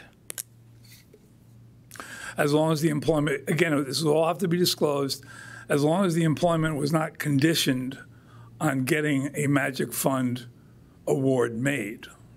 I mean, if it's just a normal employee in a company looking for assistance, the answer is no, it's not going to be a conflict. But it would have to be declared. It would have to be disclosed. Good. Okay. Now, the two policy questions are, and I'm asking these given your background, your lengthy experience with economic development, your certification status, and also your status as a relative newcomer to the Magic Fund, because I think it's very important that we have an outsider's or semi-outsider's point of view. Is there anything in the guidelines that you proposed, you and your committee, that does not reflect current, quote, best practices, close quote, in the economic development field? Short answer is no. What is reflected in the proposed draft guideline amendments is reflective of what is in best practices in the field, especially for this type of fund. Okay. The second policy question is there anything that should be included or any other changes that should be made to reflect your best professional judgment as to what, quote, best practices, close quote, are? The short answer is no. I would point out, by the way, being interested in what goes on here, I actually did watch the committee of the whole meeting, so I did hear the discussion. There may have been a beverage involved while I was listening, but I did follow your discussion. Whatever gets you through the night, as they say. The short answer is that one of the significant changes that's being recommended to you, which is a best practice, is that annually at this time, every year, this will come to the City Council for consideration and reconsideration in terms of the focuses and purposes of the Magic Fund. That has not been occurring and that has not happened. And if you look at this type of fund all over the country, that is something that's absolutely done, at least on an annual basis. Thank you. Thank you very much. Does anybody have any further questions here? Alderman Wolski. Mayor Sitma, brief comment here. I am not going to be supporting this particular motion tonight, and I apologize. Typically, when I take a position like that, I like to offer some suggestions or things that would make it a little more palatable for me. But at this point, the document is just it's a little too difficult for me to read and comprehend and get through. And so I think, you know, for setting a goal that I would like these things a little more easy to consume for the average individual, I'm going to continue to oppose this. I also think it would be prudent to observe the results that are coming in from the IEDC subcommittees to see what recommendations they bring. It's possible that there's an idea coming out of those committees that maybe hasn't been considered or fully vetted by the economic development community, and maybe we're going to want to go back and revisit this in a month. So I just wanted to, and it's not that we can't, it just hasn't been common practice. Once we take these things up, we don't always take a look at them again. But I do appreciate the fact that it's programmed in a little more regularly at this point. Alderman Janser. Thank you, Mr. Mayor. I'm going to support this, having worked on the committee with Mr. Lakefield, our finance director, Mr. Zakian, the mayor, the leaders of MADC, of the chamber. I think we had a good group, and I think we did a good job in updating these guidelines to add some flexibility. to also allow for certain things like the potential for capitalizing a revolving loan fund, which I think is very much needed, and I think to delay this, would perhaps lose some opportunities that we have before us. And as Mr. Zakian pointed out, this will come back to us whether we like it or not on an annual basis. And it is a living document. It is something that the council approves or changes at their will. And so I think we have plenty of opportunity to do that if we need to. So I'm going to support this. Thank you. Alderman Straight. Thank you, Mr. Mayor. I apologize. I have some health issues tonight. Mr. Zakian, is this going to change at some point? Is the MADC going to need more staff as a result of these changes? Mayor Sidma, Alderman Straight, good question. The short answer is no, and we've had as part of our process of getting us here. One of the criticisms that actually IEDC had about the Magic Fund was not a technical term. It was way too loosey-goosey. There wasn't a lot of framework. There were a lot of things that were thought in the guidelines that weren't in the guidelines. And one of those was who actually was responsible for reviewing and vetting applications before they got to the screening committee. And that wasn't spelled out anywhere. It wasn't spelled out in the agreement between the city and MADC. It wasn't spelled out in these guidelines, and it wasn't spelled out in the annual appropriation. In effect, though, almost all applications over the years have been vetted by MADC. So all we're now doing in terms of building the transparency and accountability, we're specifying it's MADC. I will point out, though, what also has been in the rules, your rules, the council's rules, since the beginning of this Magic Fund, that has never been used, and I don't think was ever really understood, and it's still in there, is that if the screening committee gets some kind of a unique application, which could happen, they have the authority to come to the council and get approval to engage a specialist. It can be a firm, an individual with expertise in a particular area. That has always been in the guidelines. It wasn't very clear. That section has also been elevated. So between the two, yes, there will be more than sufficient staffing and will not need any additional staff. Alderman Padragula. And just to make sure I understand this, because I'm not very good about economics type stuff, but we're not talking at this point yet about using Magic funds to directly fund a local entrepreneurial project, for example. We're talking simply about matching other available funds, revolving loan funds, et cetera. And then from that pool, there would be a separate process for applying and using those for growing local businesses. Am I correct in that understanding? That is correct. Thank you. I wanted to be sure about that. I think ultimately I would like to see us move in that direction, being more aggressive with local firms. But I think this is a very good stepping stone. Mayor Sidma, Alderman Padragula, that does bring up a good point. One of the continuing discussions throughout this entire process was the fact that, as the IEDC report clearly points out at multiple locations in the report, the problem with the Magic Fund, which we've sought to address with these amendments, is that this can't be all things to all people. And it really needs to have one or two sweet spots. And what was clearly agreed upon, especially by the Chamber, MADC, the city leaders, was there are two ways we can accomplish this.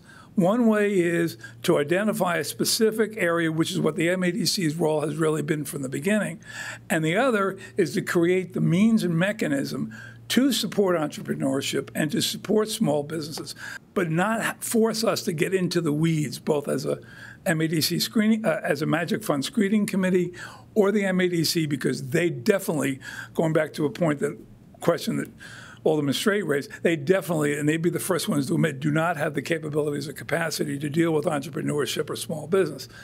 But to create the opportunity to either use these funds to go after the larger employers, which is what MADC sweet spot is, or to capitalize revolving loan funds with entities that have the expertise and training and staffing to support small businesses and entrepreneurship.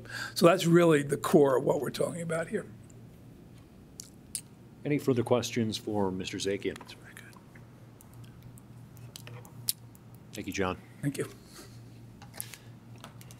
Further comments?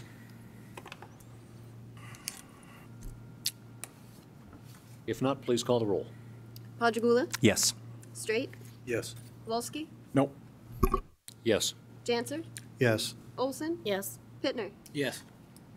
Motion approved. That takes us to number 13 on our agenda, administrative approvals. So moved. Moved by was Alderman Wolski? Second. I'm sorry, ordinances. I'm ahead of myself here. Forgive me, it's late. I move that too. Second. Moved by Alderman Wolski. And number 12 on the ordinances on second reading, second by Alderman Pittner. Is that pen in the air? Discussion on number 12 ordinances on second reading. Please call the roll. Wolski? Yes. Sitma? Yes. Janser? Yes. Olson? Yes. Pittner? Yes. Padragula? Yes. Straight? Yes. Motion approved. Now to number 13, administrative approvals. Yep. So moved. So moved by Alderman Janser, second by Alderman Wolski. Discussion on administrative approvals. Please call the roll. Janser? Yes. Olson? Yes. Pittner? Yes. Padragula? Yes. Straight? Yes. Wolski? Yes. Sitma? Yes. Number 14-1, under other business, is the modification to the city manager's employment contract. Move approval. Second. Move approval by Alderman Olson, second by Alderman Straight. Discussion? Discussion. Please call the roll. Olson? Yes. Pittner? Yes. Padragula? Yes. Straight? Yes. Wolski? Yes. Sitma? Yes. Janser? Yes. Motion is approved. 14-2, the ratification of the sister city agreement with Shan Norway. So moved. Moved by Alderman Janser, second by Alderman Olson. This is essentially just ratification on a document that was presented to the city, Mr. Berry, how long ago? Thank you, Mr. Mayor. It was signed by former Mayor Barney and several of the agencies back in October of last year. It came to our attention with the sister city visit this year that the document had not been received in its signed form by our sister city. And so when we did some records research, we found that, in fact, we couldn't find the signed copy either. So we have since talked with our representatives across the ocean, and they have re-signed the document, and we've had our people re-sign the document. Even though it was done and we have pictures of it being signed, we couldn't find the document. And ironically, neither could the sister city. So we've all essentially re-signed, and it's now before you for your consideration. All right, for thank you. ratification. I thought that story had to be told at this late hour. Thank you.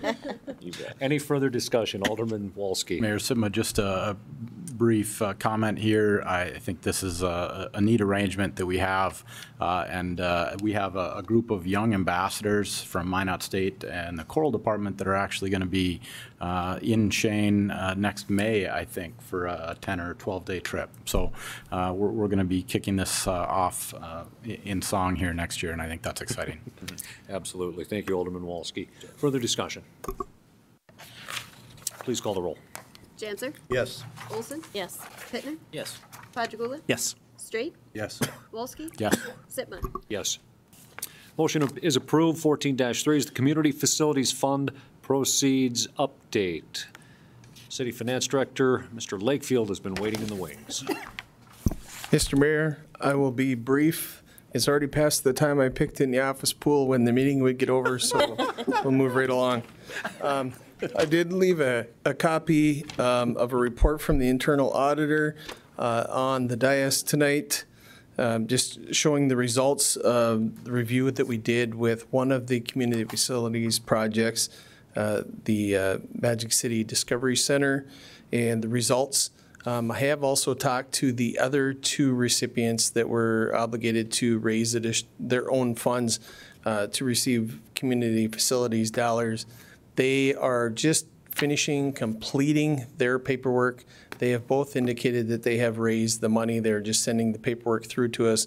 So to be confident that we will receive those here before the December 31st deadline. So I just wanted to give you a little bit of an update that we have one recipient that has met the requirements, and both of the other ones we're optimistic will meet the requirements before year end.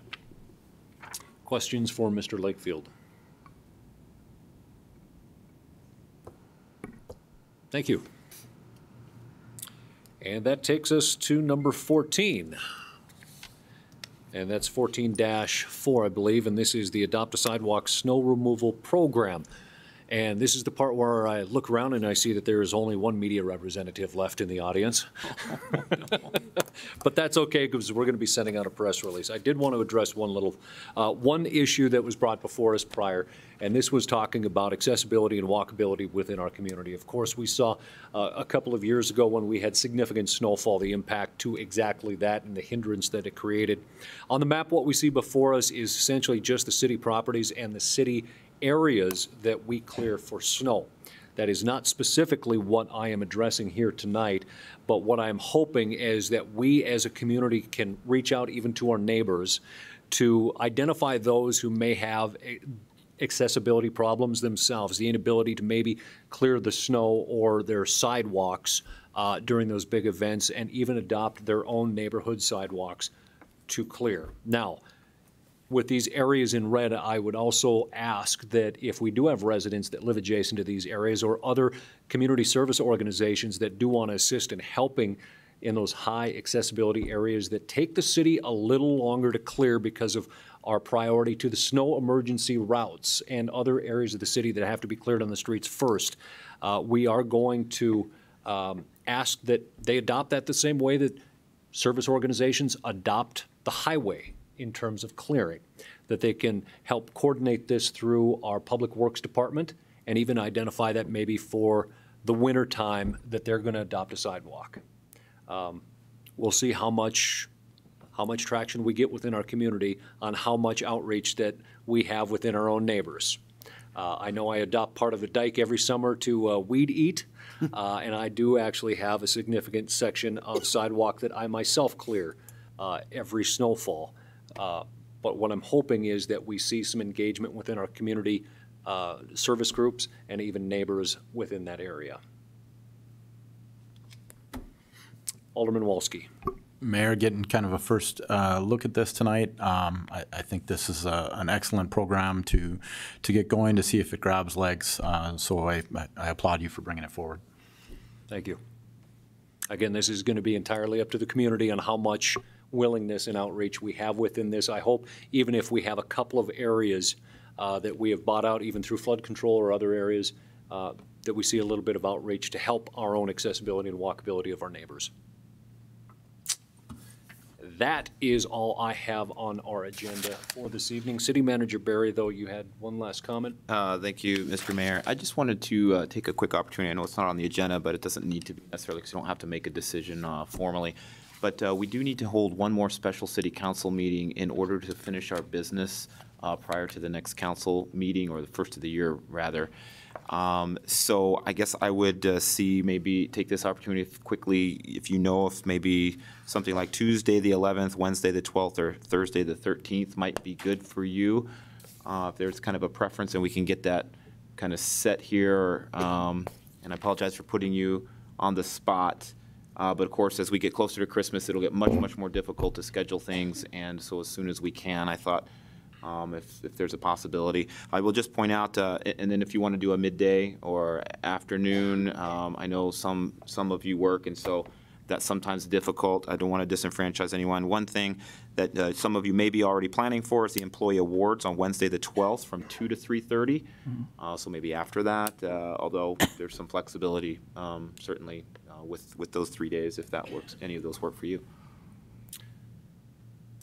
City Manager Barry, I would suggest the afternoon, evening on the 11th is not good, with the Mayor's Committee on Addiction. Okay. That we have some updates that we need to do on that. Any other aldermen have some suggestions here? This is really just the second reading of the one ordinance. I don't know if a lunch hour, a quick stop-in might be appropriate on almost any of those days. My schedule's fairly open. Alderman Olson. I would prefer the afternoon of the 12th, just making it a little less back and forth for me. I think any of those times would work for me. Likewise. I like the idea of doing it after the ceremony awards. I think that would be best. Okay. I think there's the direction for if we can line it up after the employee awards. So 3:30 then on Wednesday, the 12th. Sounds good then? And we can just... Mr. Mayor, you guys can go for it. I think I have a different committee meeting that day, so, but I'll call in if you want me to. All right. Thank you, sir. Thank you all. We're in line for adjournment. Do I Move have we a adjourn. motion? Second. Motion by Alderman Janser, second by Alderman Pittner. All in favor? Aye. All opposed, same sign. We're adjourned.